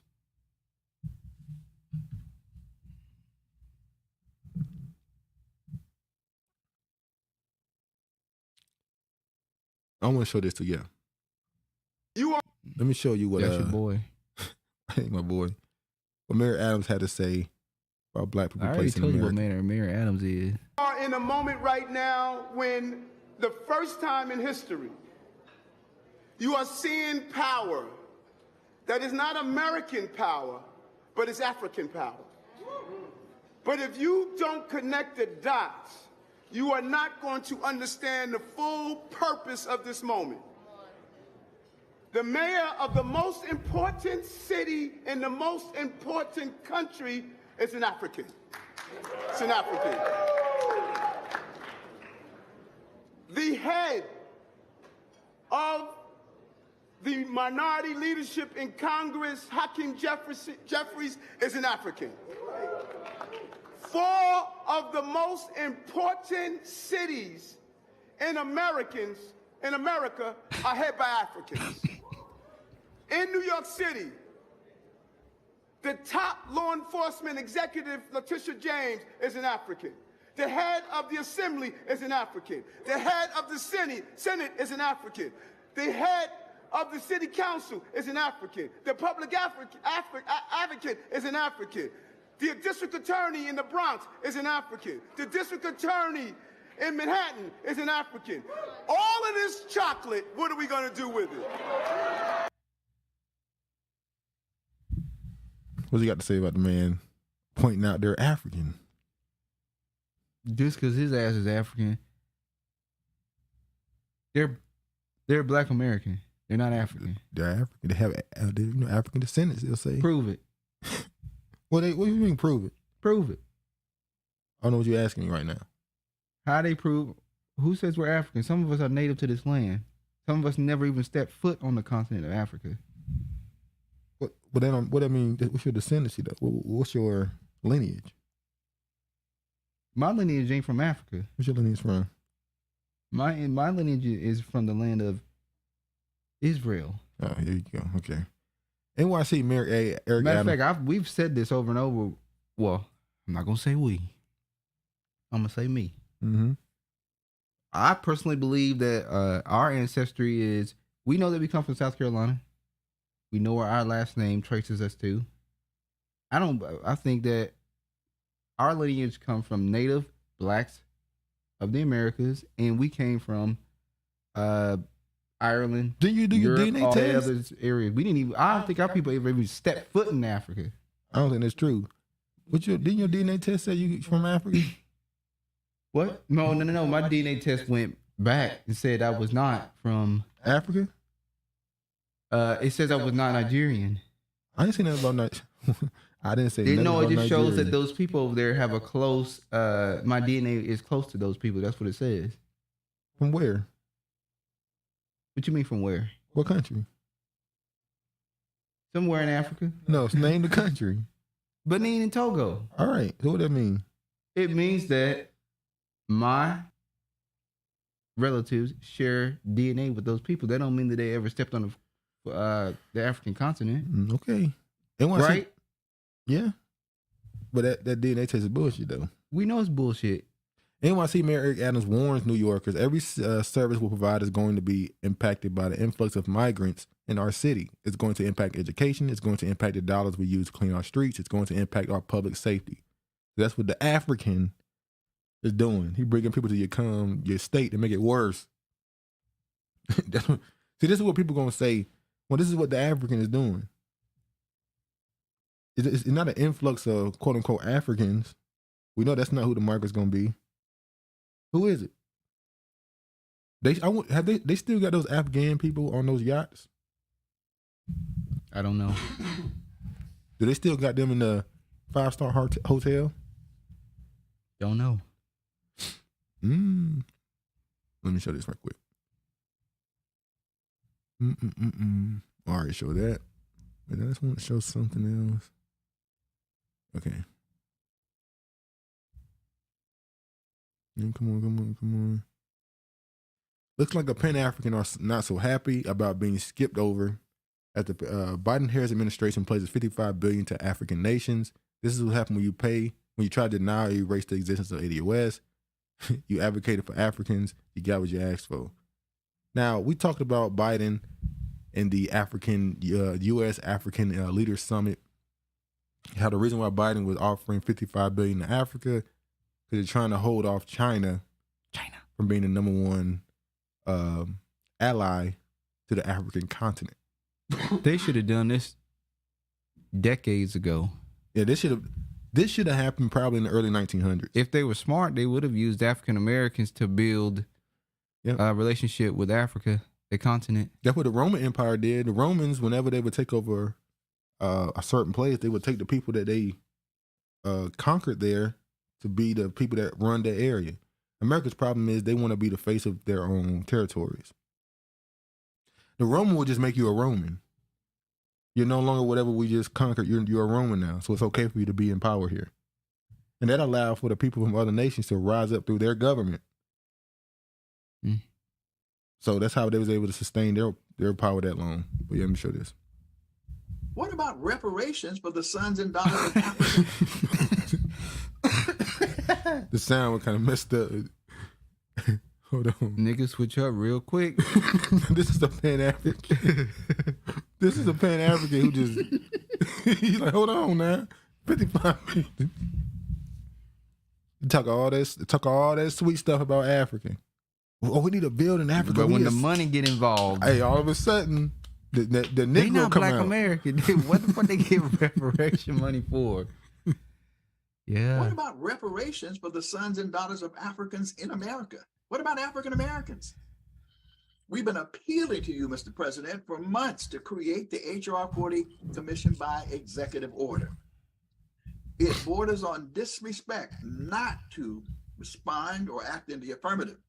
In the memory of John Conyers, the late, great John Conyers, and the appeals of Congresswoman Sheila Jackson-Lee, who was the lead sponsor on H.R. 40. What is a Pan-Africans doing trying to appeal to the President of the United States on the behalf of reparations? What do you mean? They were not for reparations. Who? Some of them were not for reparations. Some of the Pan-Africans were not. I don't know. Hold on. I don't know no Pan-Africans that's not for reparations. What is that dude name? We be watching him. Who? The heavyset dude. I don't know his name. What is his channel? He a Pan-African? Yeah, he's a Pan-African. Heavy set dude. The one, matter of fact, he was the one that went out there for the Tariq thing, the radio host. Oh, Pan-African Strikes Back. He wasn't for reparations at the beginning. I think he always been for reparations. Are you sure? He's a Pan-African. I'm pretty sure most Pan-Africans are for reparations. That's kind of a part of their tenet, reparations, restorative justice. No, some believe that you're begging a white man for money. No. They believe you don't ask for reparations, you take it. That's his belief. He don't believe reparations is bad. Oh, how they gonna take it? You gotta build. They believe this is what they believe, right? And another dude who I follow on YouTube, he don't upload no more. Named Morpheus Unplugged. He went at one of them one time, and he was like, "What do y'all guys want? You don't want us to be a part of America economy. You want us to completely submit and give ourselves to Africa, but there's no infrastructure there. So we can't build it because we don't have the money because you don't want us to be a part of America." And he's like, "You want us to build Wakanda." It was a great point he made. Pan-Africans want us to build Wakanda.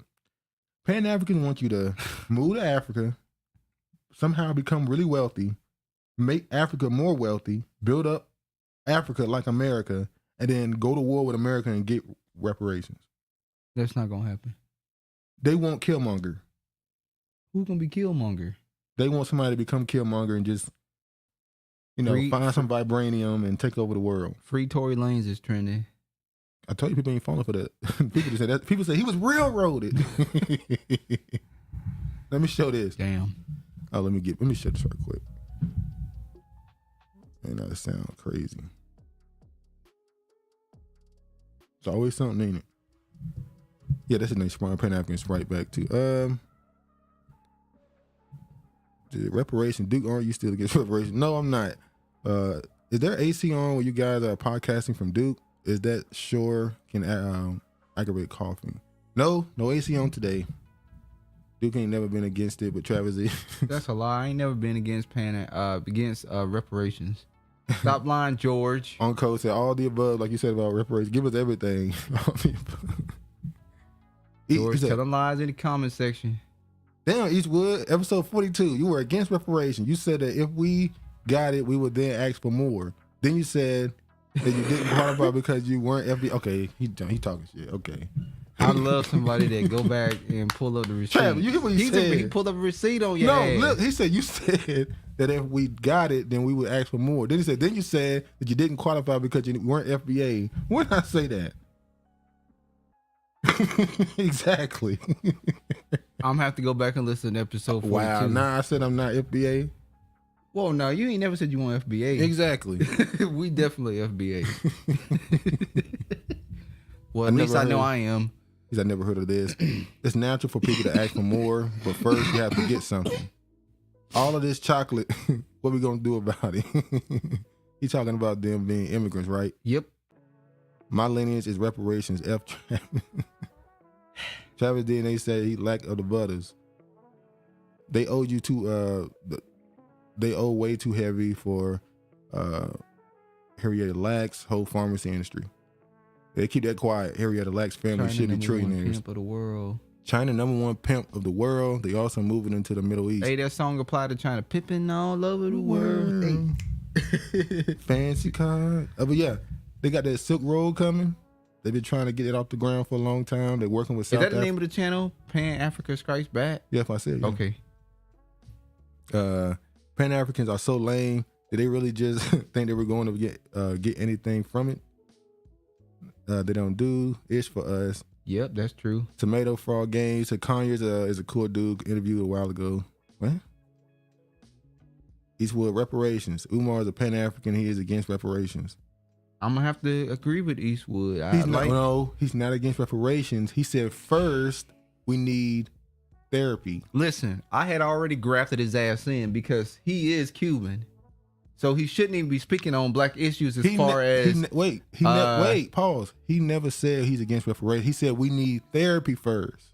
We know we need therapy, but just because you need therapy don't mean you don't get your check. He didn't say you're not supposed to get it. He said get the therapy first. Well, he can't really have an opinion because he's not black American. He's Cuban. Okay. So I'm gonna need Dr. Umar Johnson to shut the fuck up. Because niggas will say all skin folks and kin folks on his ass real quick. Okay. But are they going to still send for African immigrants? Is this humiliation enough for them to wake up? I doubt it. Because it's a religion for them, man. Pan-Africanism is really a religion. So it is what it is. Why I want this? We're gonna do this right quick. Okay.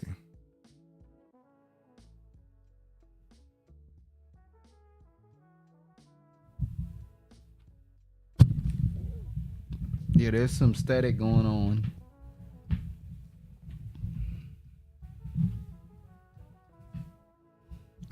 George said F Umar. Donation Nation.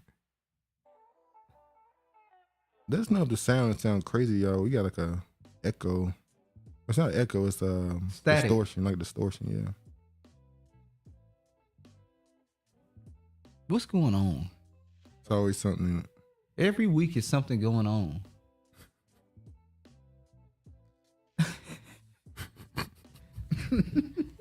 All right. Let's move on. We're almost done with this right here. Let's just show. I want to show what this. You good? Damn. I want to show what this Pan-African woman had to say. Al Jazeera. Talk to me a little bit about how Africa can take advantage of its intellectual connection and assets to entrepreneurs who have left but may want to help Africa back, because this is one of your major initiatives. Absolutely. The brain drain that started over 400 years ago, when the best and the brightest and the fittest were taken out of Africa forcibly. You hear what she said? She said the best and the brightest. She said the brain drain started 400 years ago when the best and the brightest were taken out. That's what they really believe? What you mean that's true? It's true. The best and the brightest was taken out. Yeah, I can't. What am I supposed to do? Say no? It's great people. It's still great and bright people over there, but the best was taken out. I hate that I let you hear that woman. I hate that I let you hear her say it. And that is when the brain drain started. I want to make sure that is very clear. And when we talk about African diaspora, we're talking about all people of African descent living outside of Africa. Let's be very clear. African Americans, they are Africans who were forcibly taken out of Africa, plus the continued brain drain, those who are later immigrants who left Africa running away from famine, from wars, in search of greener pastures. The end result is, as we speak, Africa has a serious deficit of expertise. Right. However, the good news for Africa is that we have a very young, intelligent, vibrant population that need opportunities. So when we can marry the age group of young, intelligent Africans with the expertise coming from the diaspora, we can see an Africa that can propel itself to take its rightful place on the world stage. So once again, there's an expectation that they need Black Americans to combine with the continental Africans so that Africa can reach its full potential, as they believe. She doesn't really mention too much about, you know, the Caribbean. They don't ever talk about the Caribbean. They treat them like shit. He said her call to action for ADS people and the rest of the diaspora to join in on the fight to build up Africa. Africa, until they are anchored by participating in the development of Africa. The Jews do it, the Chinese do it, the Indians do it, the Irish do it, African Americans together with the continental Africans. We must make sure that we work together to participate in the development of Africa, because the development and the building of the Africa we want, it is our responsibility first and foremost, and ours alone. Right. Others are welcome to come join us. Others are welcome to help us. Others are welcome to engage us as equal partners, but we must own the building of the Africa that we want. It ain't my job to go over there and help build up Africa. We got family in Africa. Yeah, they asked us chose. We got 3 family members over there in Africa. 3. Okay. They chose to go over there. They on their own. Shit. Nobody told them to take their asses over there. They chose to go over there, so enjoy the motherland. They went over there because they said America is unsafe. They didn't like. Yeah, it's unsafe over there. They scamming people, Boko Haram, snatching up people, raping kids, and all sorts of shit going over there. It's not safe over there. Okay, let me show this. Tomato Frog Game said we should get reparations through stock options from the companies when purchased from. That way we can get instant stake. Anybody want to get their reparations through stock? Go do what you gotta do. But, I'm gonna say this, and this is the thing about reparations talk. Do you want reparations to tie Black Americans more into the American system, or do you want to give them reparations that allow them to separate themselves from it?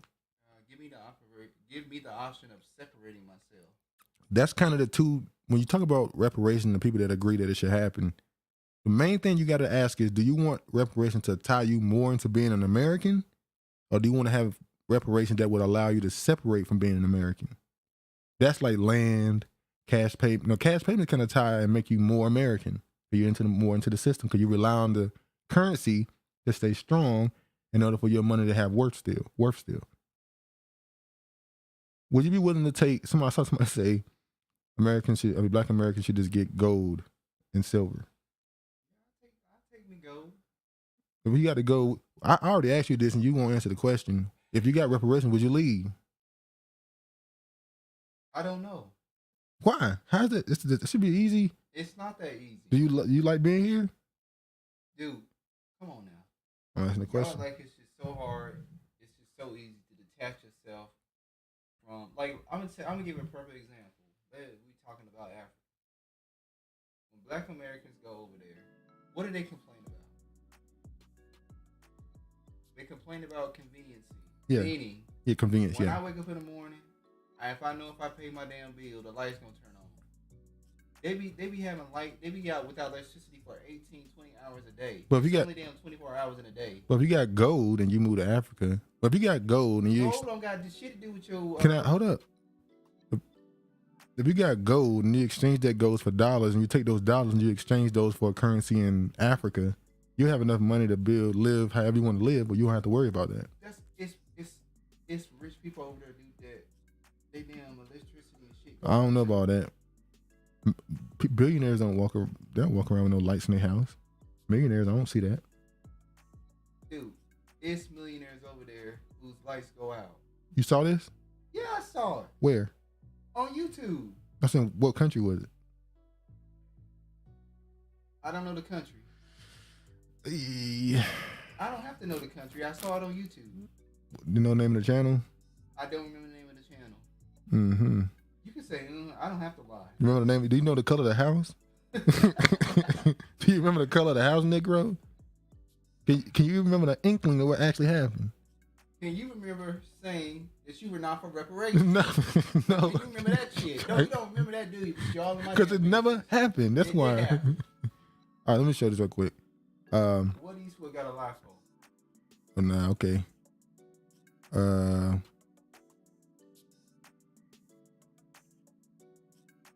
Dude, they don't leave Africa, and this is George, and bring their brains and talents to America. I can't deny that, but I know that force is recent times, but I will say they constantly slaves out. Do you understand? Pan-African is a religion, just like so many other movements.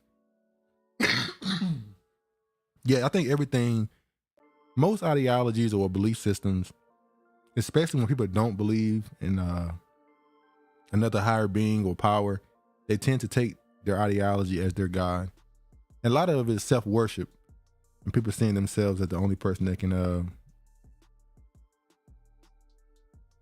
create success and failure.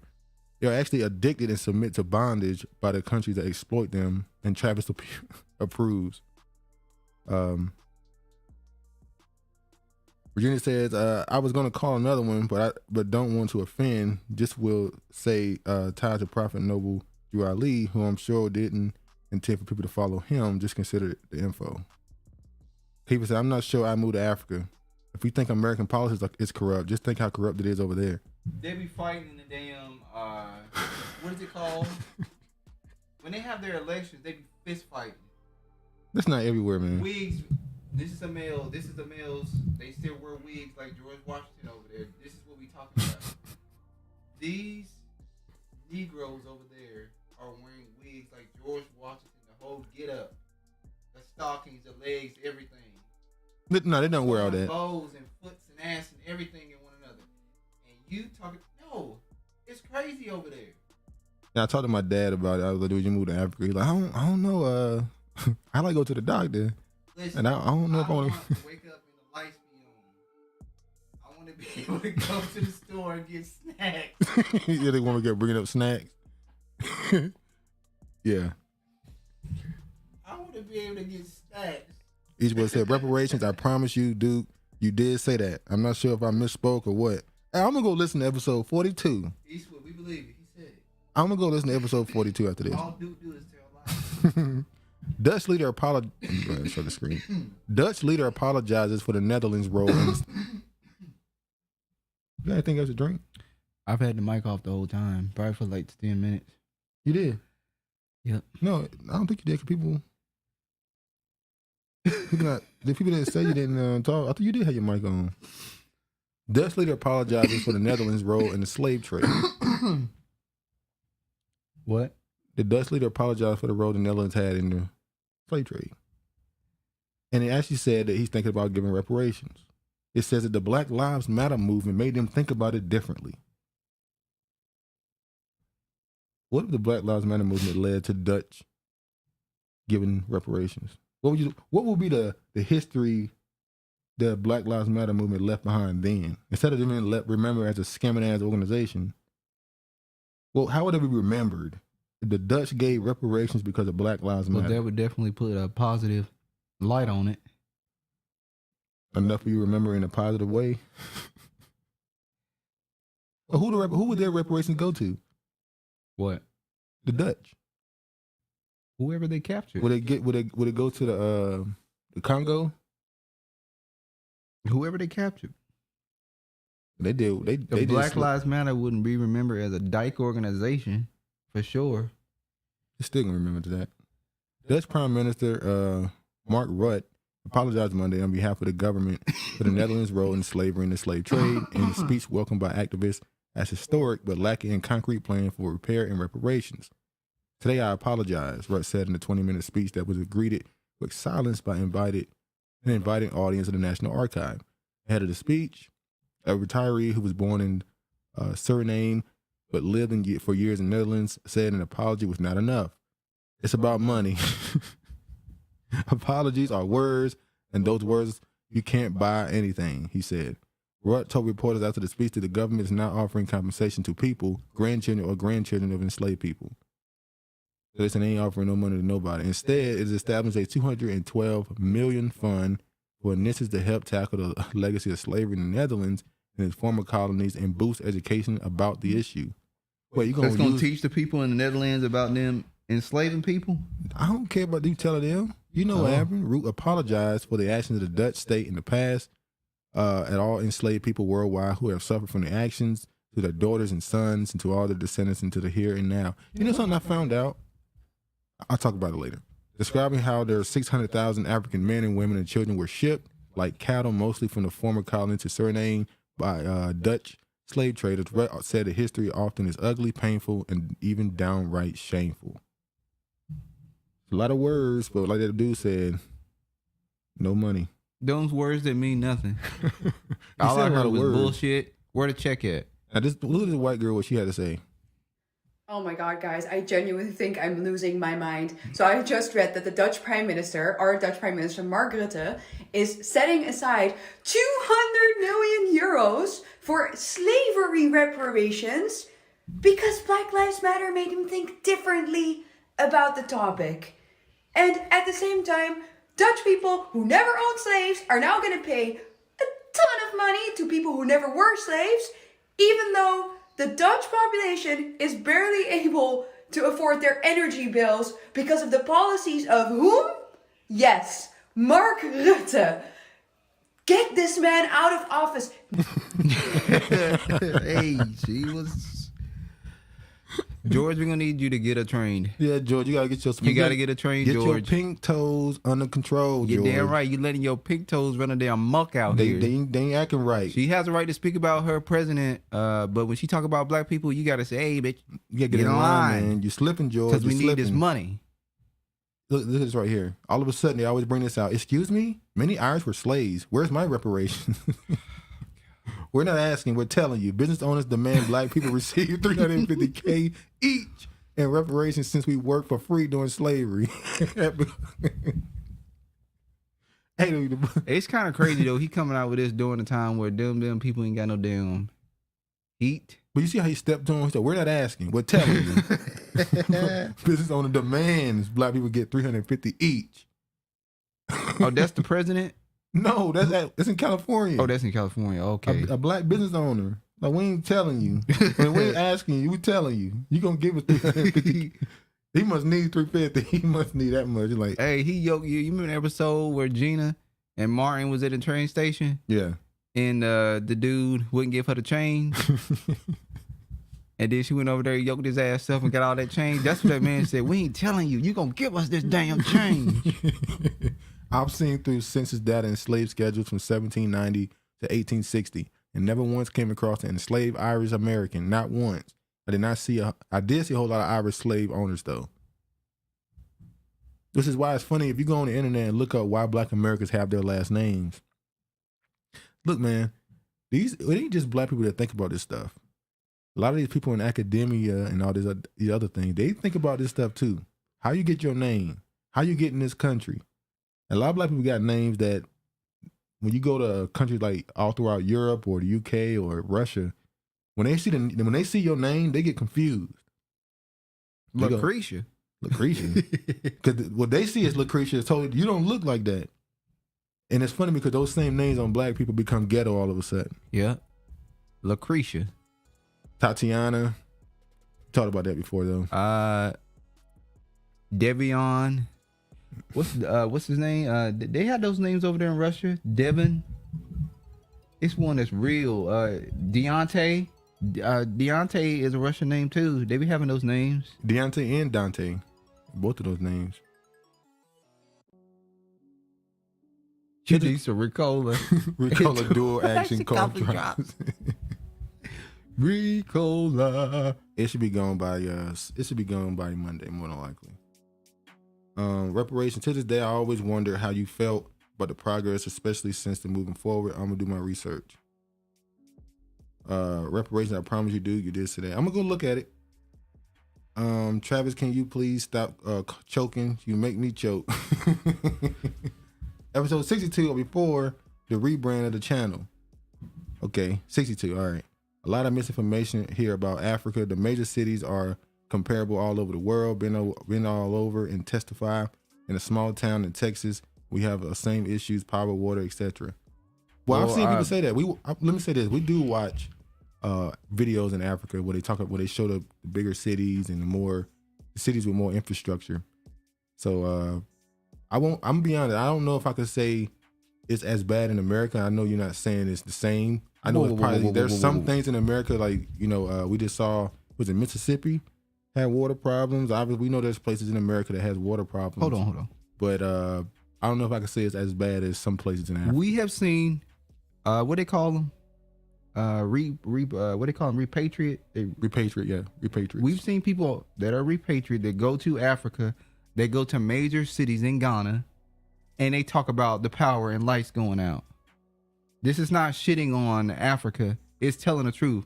We're not saying that America is perfect and that there are not problems with the water and all this other shit. But like I said, when I wake up in the morning, when I go to flip that damn light on, the lights come on. Right now, this is not right now. That doesn't mean in the near future that things are not going to happen, but truth is the truth. We're not going to sit here like there's not infrastructure problems going on in Africa. He never said it wasn't. But there's cities where it's perfectly fine. I'm sure there's cities where it's perfectly fine, but some of those major cities over there have power outages too. He didn't say it didn't.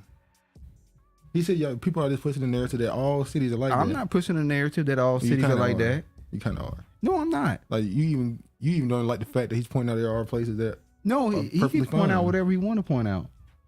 That's fine, but yeah, don't try to make it seem like I'm an asshole for sitting here telling the truth about. They have power outages. Akon selling Africa to China, and China will make the African modernized as a manufacturing content.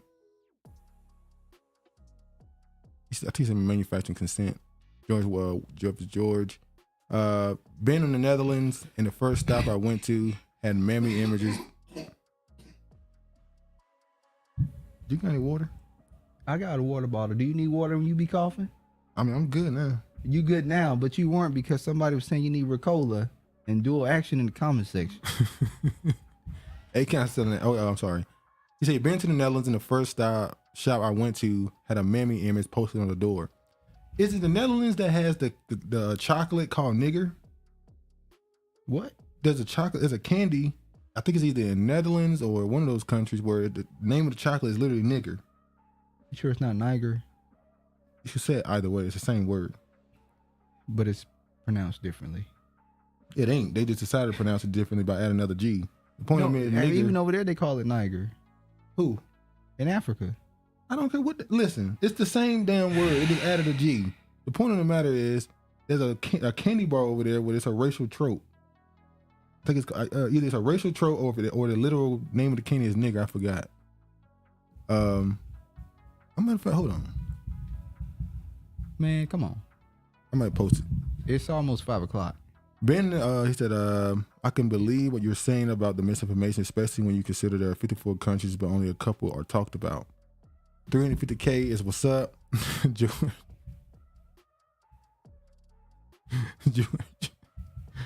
want 350K. $350 for him would be what's up. Hearst is, now here we go. It's coming back with a vengeance. I'm back. Midterms done went by. We made it to December. It's time to go to 2023. Oh, look. We back to 2020 again. What happened at the beginning of 2020? The winter did come. 2020 came. All of a sudden, China pointing out the whole world. Oh, look. China got people with body bags outside of falling out of the damn. Oh, they got some. Oh, look at all these dead people on the side of the street. This was in China. Look what's happening now. Hearses line up at Beijing crematorium even as China reports no new COVID deaths. Now this came, remember those riots that was happening in China because of the zero policy lockdown? And how they were sick of it. Everybody was thinking, oh, they about to overthrow the communists over this zero policy thing. I know, that's bullshit. But China then said, oh, we're gonna pull back a little bit. And 2 weeks later, oh, look at all these dead people. Because they were out there doing all these protests because we were trying to keep their asses safe. Now they dead. Yeah, look what happened. We try to save them. See what happens when we let humans be humans. When we let them think for themselves. Look at this. China's soaring COVID numbers raise global fears.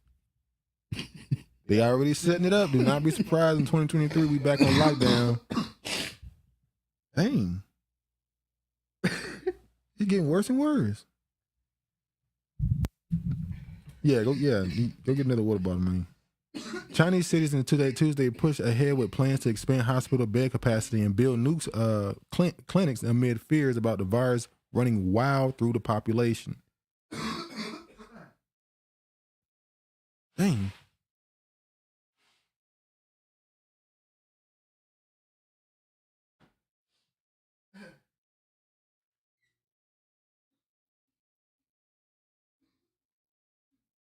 Hold on, y'all.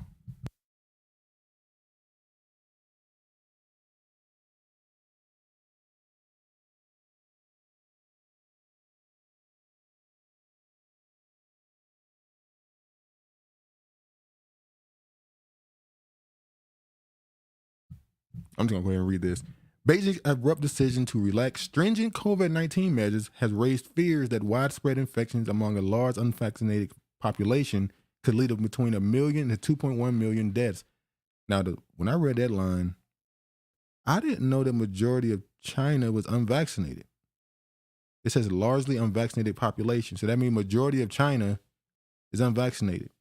Even though you let them tell it, when a lot of these American politicians were saying how we need to do it the China way,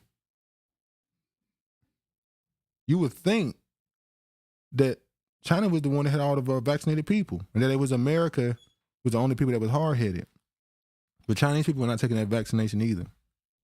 And then they're trying to make it seem like the reason why this is happening is because they relaxed their zero policy measure. They call it stringent COVID-19 measures here. But China had a measures where if one poor person in a city got COVID, they shut the whole city down. They shut the whole city down. The people was like, this is just too much. And now you got American, this is not American media, DW, I'm pretty sure this is German. I feel like this is German. But now you got Western media making it seem like not going along with the zero COVID policy is actually a bad thing. Wouldn't be all these dead people lined up on the street. Yeah, it's fake. It's so clearly fake. I want to show y'all this. This is in Canada. Those crazy Canadians. Canadian Public Health Office released awkward video of Mrs. Claus to convince citizens to get the COVID vaccine. Let me show the video. Well, kids, I'm just doing my yearly call to the North Pole for Santa's holiday health check. And the crazy part is, and no offense, the fact that you keep getting Asian people to be the face of this. They have no personality. They just... It's like, look, man, we can't ignore how this started. I know y'all want to keep ignoring that it started in the Wuhan.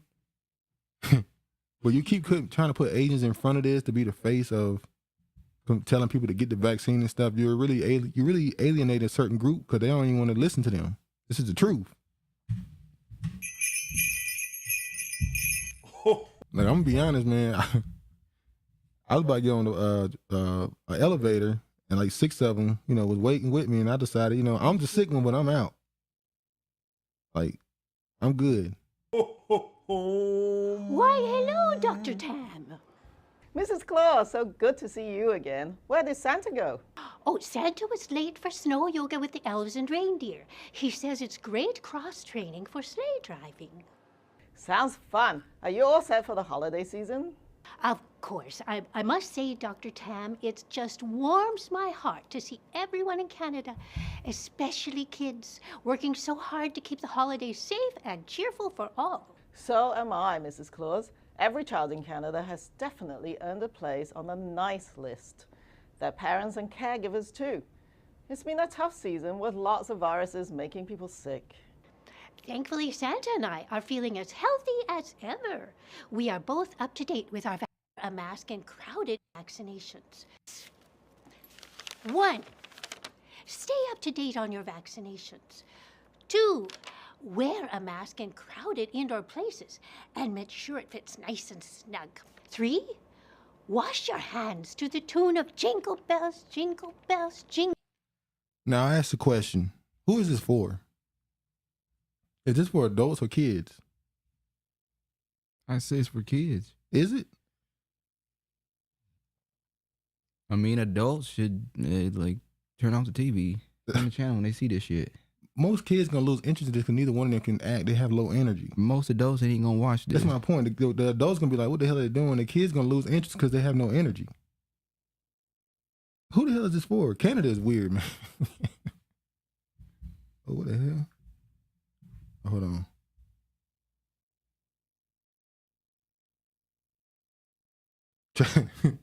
Travis hacking. See, that's why you need us on the show. Tomato Frog Gang says Uganda just found a gold deposit of 13 trillion. How can a continent with such rich reserve and land be poor? Yeah, we talked about that a few months ago. Remember that? Uganda found 13 trillion worth of gold, and we said we'll see how long they have it. Oh, where it go? We ain't heard nothing about it. They found it apparently, but Uganda is literally the richest country on the planet now, if that's true. At least one of it, at least. Immediately they skyrocket in where they rank in the world if they got 13 trillion in gold. They pretty much gonna walk around like, you know, Saudi Arabian princes. They can just buy shit. Just they should be hosting all type of events, building all type of infrastructure immediately. They should turn into a damn Dubai in like 4 years. But I don't know. We'll see if they keep that gold or if they're gonna do something with it. Wasn't St. Nicholas black? No. What's his name? St. Pete was his little slave helper. He was black and from Russia. St. Nicholas was black from Russia. Maybe we're talking about a different St. Nick. You talking about the what mythology is he from? Who? St. Nick. It's German, ain't it? I'm not sure. I'm pretty sure it's a German mythology, if I'm correct. In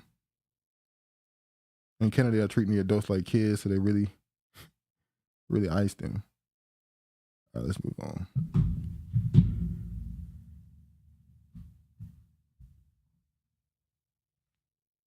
Scientists 3D print biomedical devices to study that may open up new possibilities. Researchers say highly conductive printing ink can be used to create circuits in jelly-like hydro. It can be used for devices to monitor heart rate and stimulate nerves, according to the team. I wonder what else they want to use this for. Let's see. A Chinese-led team of scientists say they have developed a highly conductive 3D printing ink that can build circuits in hydrogel to create devices that can be used to monitor heart rate and stimulate nerves. Radio frequency identification. Oh, look at this. RFID chips used in credit cards and as pet microchips can also be added to jelly-like hydrogel to store information like medical records, according to the researchers. They've been trying to get these RFID chips off the ground in people's bodies for a long time. And I always ask the question, how many kids born after the year 2000 automatically got them in their body and the parents don't know? Probably a lot. That's kind of scary. You don't know, and you won't be able to know. They ain't gonna tell you nothing. The tissue-like softness of high water content of hydrogel electronics render them highly promising for biomedical applications, they wrote in an article published in a peer-reviewed Nature Electronics journal on Monday. The approach should therefore open up new design possibilities for soft, customizable 3D hydrogel electronics for diagnostic and treatment devices. And it's China. And we know China already got the, what they call it? Public, what they call it? Not your credit score, your social credit score. So this whole, they don't even need an RFID chip. They went further than that with just scanning your face and putting it into a system. And now they run it in Africa and scanning people's faces and they're allowing that to happen somehow. I don't know. But RFID chips are still on the way. You still think those still at the mark of the beast? No, I don't think that's the mark of the beast. I think. Come on. I don't think the chips is the mark of the beast. I think the mark of the beast is when they do something genetically to change your DNA, where you're not able to go back. Like you're no longer going to be human. Well, they already did that, didn't they? With what? Vaccine. Oh. Well, hell, is that the mark of the beast? Maybe. Hold on. Did we just say that on air? Well, we said it quickly, so we don't know. Why'd you say that? Hey, man, it is what it is. Move on. Shattered Paradise on YouTube just did a really good video on Saint Nicholas, etc. Yes, I agree, Georgina. I'm not injecting nothing into my body, ever, especially after mRNA. Each would. Saint Nicholas is the saint most cherished by Russian hearts, or according to the church here, it is Nicholas who has served Russia many times from catastrophe, or saved them from catastrophe. Vax is the mark. George said. Huh? George said the vax is the mark. Scenes for celebration at the same-sex marriage law at Mar-a-Lago. So Congress passed or put through legislation to protect same-sex marriage and interracial marriage. And Trump out here throwing parties. And Trump threw a party with all the gay people. I don't even know how to defend Trump right now. I told you who he was when we found out who Roy Cohn is. Roy Cohn was Donald Trump's mentor, who was a homosexual, who was known for having these extravagant parties with these men dressed like Romans walking around. Trump was dressed like a Roman. And it's alleged, we showed a picture where in this article they alleged that one of the pictures of the boys walking around dressed like a Roman was Donald Trump. It was Donald Trump. We saw the picture. And Donald Trump, we know he's been going back and forth between Democrat and Republican, so he doesn't have any real political ties. He just goes wherever he thinks he can win. He even said the reason why he went Republican, he knew he can convince them to vote for him. But Donald Trump went and had a party with him. He said hundreds of guests in tuxedos of all styles, sequin quilted velvet, and colorful gowns sipped in Trump's branded champagne and martinis between courses of steak and bite-sized key lime pie. Well, we know the steak was well done. They danced to YMCA and Macho Man and disco anthems at Trump's rallies. Thursday night log cabins, Republicans, Spirit of the Lincoln Gala in the main ballroom of Donald Trump's Mar-a-Lago beachfront club was in joyous celebration of gay rights and, in the case of ironic timing, the historic same-sex marriage law signed by President Joe Biden days earlier. What do you say? I said this when he announced he's running for president. I felt it. I said they don't care. Talking Republicans. His base is looking at him like, I don't think he don't have that sting no more. Is this a way for him to get another demographic vote? Well, he's always said, you can go back when he first got in office, he's always said he support gay rights.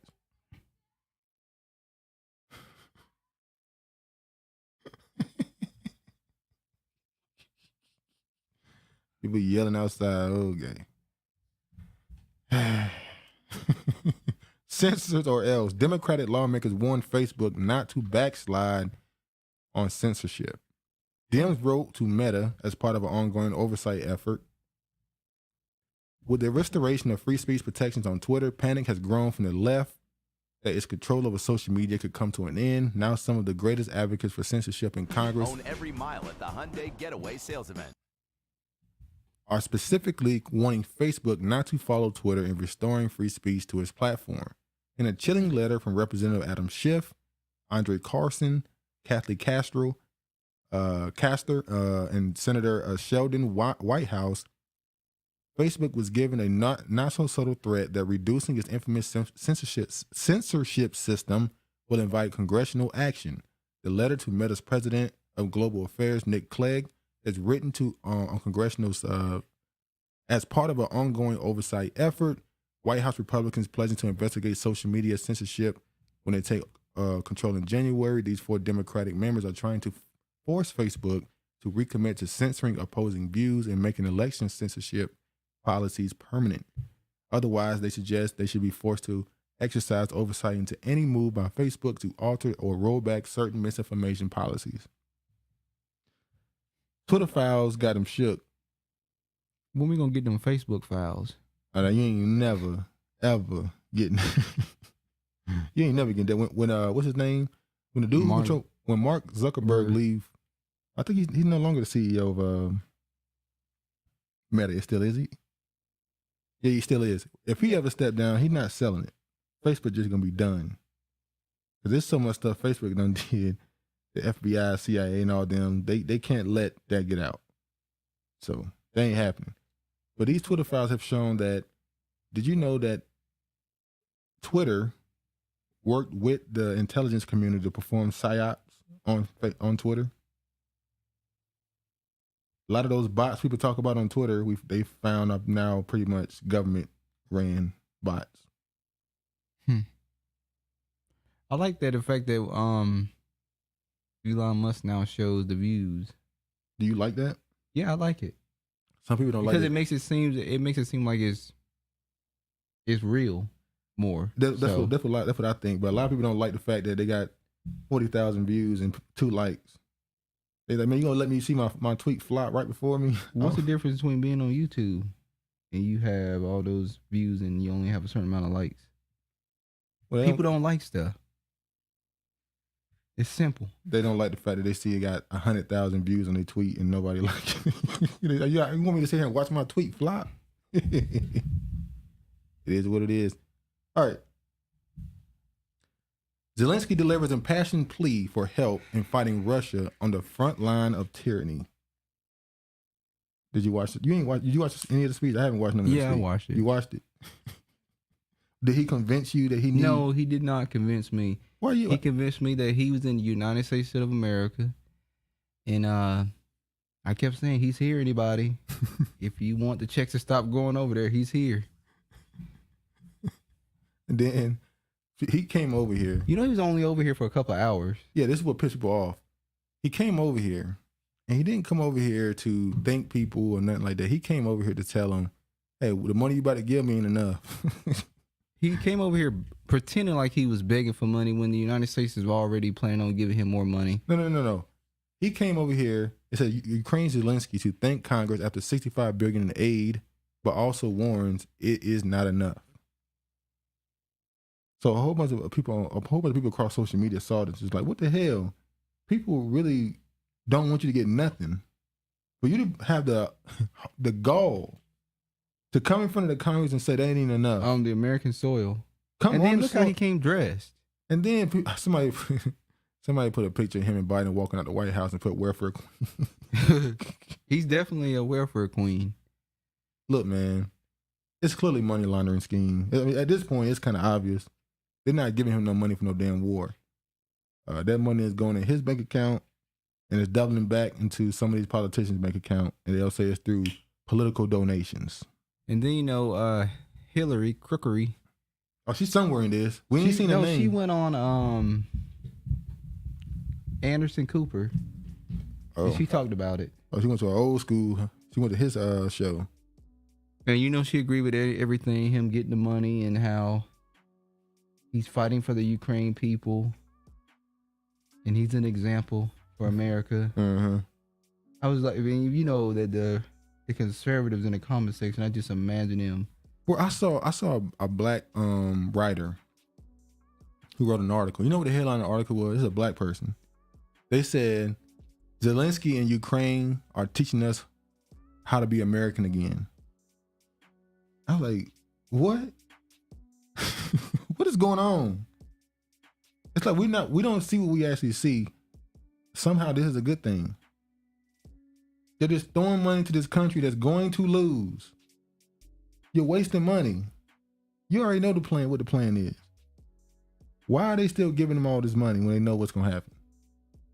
Russia hasn't even went full throughout the war. They just still doing strategic stuff. And what was that they gave them? The Patriot what? What? Oh, the Patriot missiles. The Patriot missile. Hillary said, yes, they should get more. They should get more than one. We know you're going to give them more than one. So now the Patriot missiles, and I saw somebody make a point, we don't know how many of these they've made.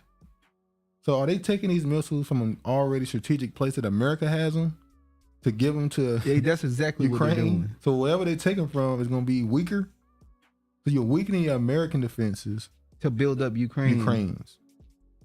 That's what they're doing though. That's what they want to do. So Tomato Frog said, the tech is already in cars manufactured today. I personally pulled the data to track vehicles equipment uses. Now for the humans. Yeah. Cars and cell phones, we know it's already in those things. Keeper said he a clown. Ichibo says, Zelenskyy, did you see Biden pull him by the arm when he looked at Biden like, "Bitch, get your hand off me"? No, did you see that picture? I don't know if it's Photoshop where they showed him with Biden's hand on his ass, and like, you gonna have to earn this. You have to earn this couple billion. It was a picture of Biden, Zelenskyy, and Biden's wife. And Jill, she was holding his back, and Biden was holding his ass cheek. Then they made another one where Biden and Jill was holding his ass cheeks. Jill said, "I'll support you through this." Yeah, you need support. George said, hosted by EPFL and the Empowerment Foundation of Louine Yuval Noah, Ravi speaks about human hackability. Yeah. Let me show this now. House passes 1.7 trillion spending bill that rewrites U.S. election law, sending it to Biden to sign. The vote marks the last major bill the Democratic-controlled Congress before House Republicans take control early this year. 1.7 trillion. Now I wonder what you think gonna be in the bill? Let's see. Let's look through it, because this dude went through the whole bill and found most of what the expenses are gonna be. I'm not even gonna start from here. We're gonna start from up top a little bit. Hold on. All right, so he showed some of them. He said, here are a few earmarks. $477K for anti-racist training for the Equity Institute. $3 million for the LGBTQ museum in NYC. So now they're getting their own museum? So wait, there's a gay museum now? I mean, what? $1.2 million in services for the DACA recipients. So they're paying for their costs. I guess and their hotels and all that stuff. $4.1 million in various career programs for one of the richest countries in the U.S., Fairfax. In addition, $47 billion Ukraine funding isn't enough for you. The bill also authorizes a Ukraine Independence Park right here in D.C. Wait, what? Ukraine Independence Park.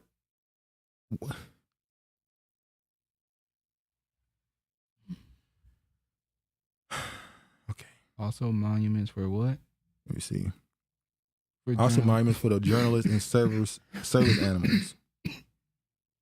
For journalists and service animals. They're giving animal statues and monuments? I'm not surprised. They're going to be part of the cash system pretty soon.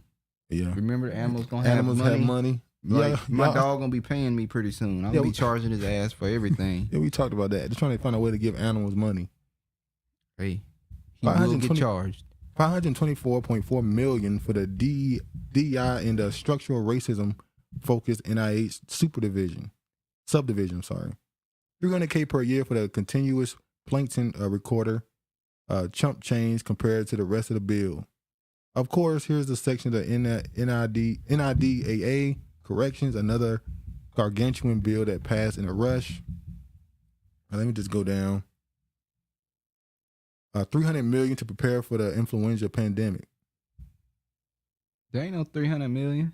Yeah, $335 million. Oh. Wait, they put 35 on there for the influenza pandemic, including the use of service tools. So is that what we're going through right now? The influenza pandemic, the flu. $7.5 million to better understand the domestic radicalization phenom.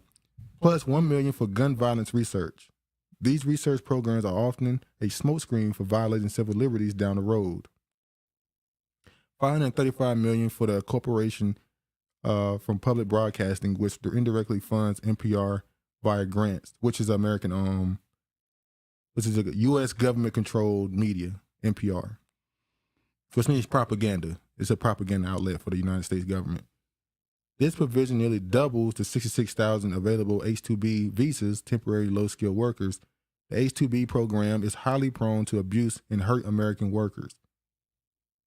$11 billion for the FBI, $1.7 billion for the ATF, $2 billion for the U.S. attorneys with the emphasis on J6 prosecutions, domestic terrorism cases, all with significant increases from previous year. What the hell do FBI need with $11 billion? They ain't doing shit no way as it is. Did you know that the House of Representatives has an office in diversity and inclusion? It is set to receive nearly $26 million in taxpayer dollars, $286 million for Title X funding, which funds Planned Parenthood. And look at this, $70 million for minority businesses development, an increase from $15 million.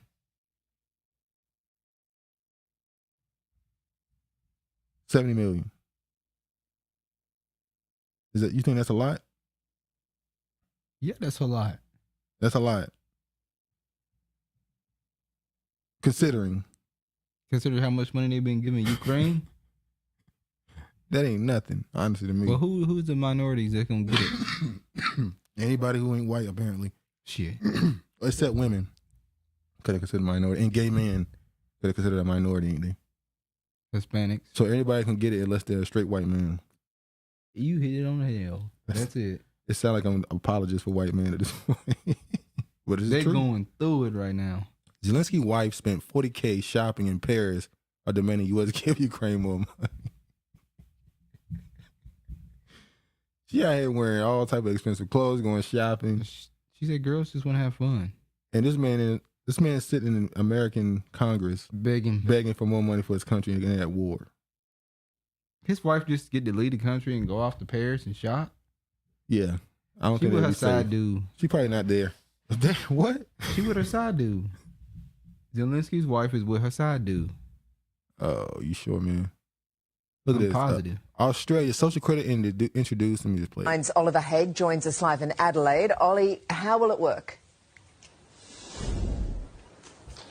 Lila, good morning. Essentially, it will work the same as a passport. Australians forced to submit 100 points of identification, like their driver's licence or passport, when using social media accounts like Facebook and Twitter. Now, police would have access to those social... Australia now has a social credit score. Australia went down so fast. During the pandemic, if you want to know how bad it can get, just go look at what Australia was doing. You remember how they were treating the Aboriginal people? Yeah, that's not funny, but they put them in the camp. What do they call them? Not camps. The COVID camps, because they weren't vaccinated. And they had to put you in there for 2 weeks or plus in order for you to get around it. And the indigenous, what do they call it? Aboriginal people, they were like, they literally just come pick us up. We can't say no, and take us off. One dude, his grandma just got taken off and just sent to one of these camps. He didn't talk to her, nothing. And then you had other ones that would go to these camps and had their feet up and just chilling for 2 weeks. So it was like two different experiences. So if Australia, a Western nation, just added a social credit score. So how long before we get... Goodbye freedom. Hello tyranny. So now I guess you're going to see Europe with it. What happens when it touch America? Who's going to have the lowest credit score? Ain't going to touch America. Well, who's going to have the lowest... Listen, who's going to have the lowest credit score, social credit score in America? Niggas. Remember that TV show... what's the on show? Netflix? No. Black Mirror. That was on Netflix. Okay, they had an episode where they had a social credit score. And the black dude, he had to just get rid of the whole system. He had to leave the system. You can't even get into work. The white girl she made people mad, and all you kept hearing is people started voting her down. And then the black dude, she looked at him. He needed help. And he said, he had to downvote her. Because if he didn't, they would have got him.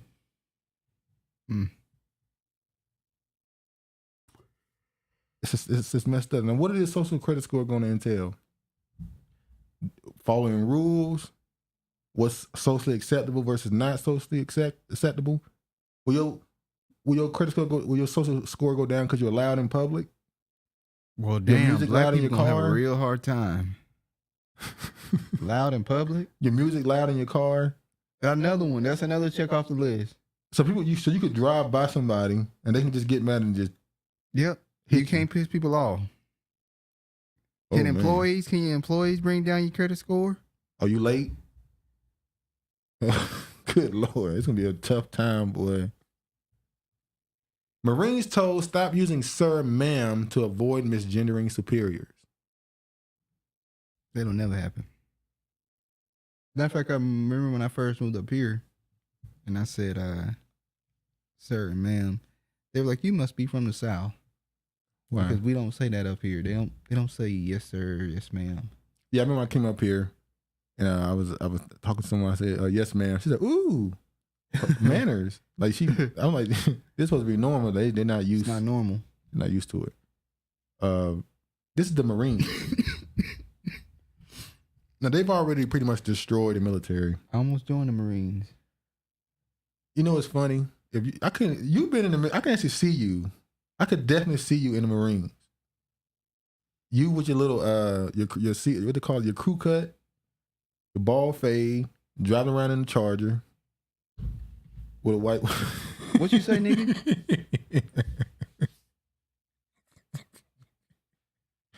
I'm joking, but yeah, it would have been hilarious to see you in the military. The Why dude who would it came to been recruit you hilarious fell to see asleep. me in the military? Huh? Why would it have been hilarious? I don't know. It's just been funny. You in the military because you know how they treat those people. And I know your personality. They would have had to break you down and build you back up. That's how they do you. They break you down mentally and build you They back wouldn't up. have broke me down. Psychological training, huh? They wouldn't have broke me down. You wouldn't have been in the military then. That's the thing. You got to get broken down. Ain't no ifs, ands, but about it. But earlier we saw that they was already teaching. They were teaching their military personnel about drag queens. Then they were teaching them the correct pronouns with transgenders. Now they're telling them not to use the term sir or ma'am. And so that means when I address my superior, I don't say sir, yes, sir, yes, sir. I don't say sir, yes, sir. Ain't that kind of how you're supposed to address your superior? That's how you address them. So now what do I say? Yes, that's it? Yes, they. They, yes, they. She, her, him. Sir, yes, sir. All right, let's move on.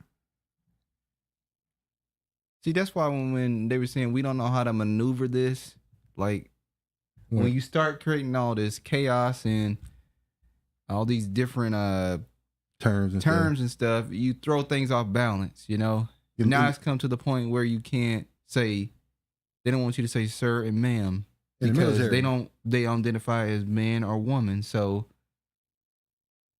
this is meant to. Mile at the Hyundai Getaway Sales Event. Hurry in to get our best deals of the season. Get in It and walks, get away. sound fast, Get 0% and self-care. APR financing Anytime, plus 0 payments for 90 anyplace, days at on select vehicles. Okay. North Korea threatens bold military steps against Japan after Tokyo ramps up defense spending. Now, I'm talking about this because Japan is not supposed to have a military. That's in their constitution that America wrote for them after they bombed them. How you gonna let a country right now? So now Japan, the last couple of months, because of this Russia thing, has been pretty much letting it be known that they looking to get back into the military game. They want to get back to the war games. I didn't know how much Korea, North and South, hated Japan. But I know why they don't like them now. When Japan had their military and they were at war and they took over Korea, they used the Korean women as what they called comfort women, prostitutes. So now the Koreans, particularly the South Koreans definitely, they can't stand the Japanese. Every couple of years they want reparations.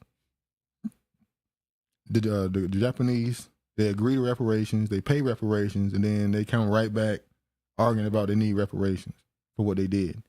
It's one of those things in the scriptures that tell you can steal from a man, you can do a lot of things, but when you go near a man's wife or his women, that's the level of anger you're not going to be able to quench unless you get blood. If Japan attacks North Korea. South Korea and North Korea might not get along, but they will attack Japan. So now you're going to have North Korea and South Korea at war with Japan. Now, we know if that happens, who's going to get involved? China's going to get involved. Now, China is cool with Russia. Japan is not. So did China join Korea to go against Japan? All of them got to join up to beat their country? It's not about just beating them. It's about who runs Japan. We know who runs Japan. America. That's my point. It's not about going against Japan at that point. Why y'all always got to bring America into everything? Because you know if you go against Japan, America gonna get involved. And China might look at it as a way of, oh, Taiwan is open now. Let's go get back China and Taiwan and create Greater China again. And how quickly before that becomes a situation where Iran gets involved. You know America gonna get involved with the Taiwan thing. Then Russia. Basically, this is another possible war that can lead to the big one. You know you're hearing about a lot of these little small wars. Like Belarus, they just sitting there like, hey, we're gonna help Russia at some point. Obviously the Ukraine thing, Poland, talking about we want nukes. North Korea is threatening, saying we're gonna bomb somebody. It's gonna be a big one. I don't know when it happens though. Hope y'all ready. Well, it's gotta be fulfilled. Hope you're ready.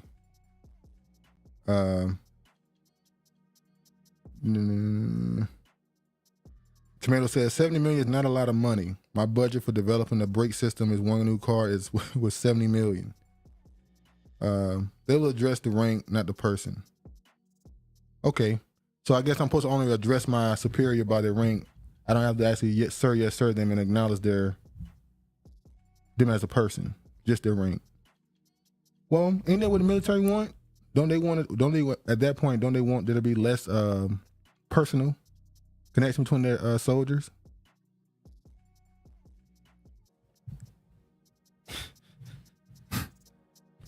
Yeah, let's keep going along with the foolishness.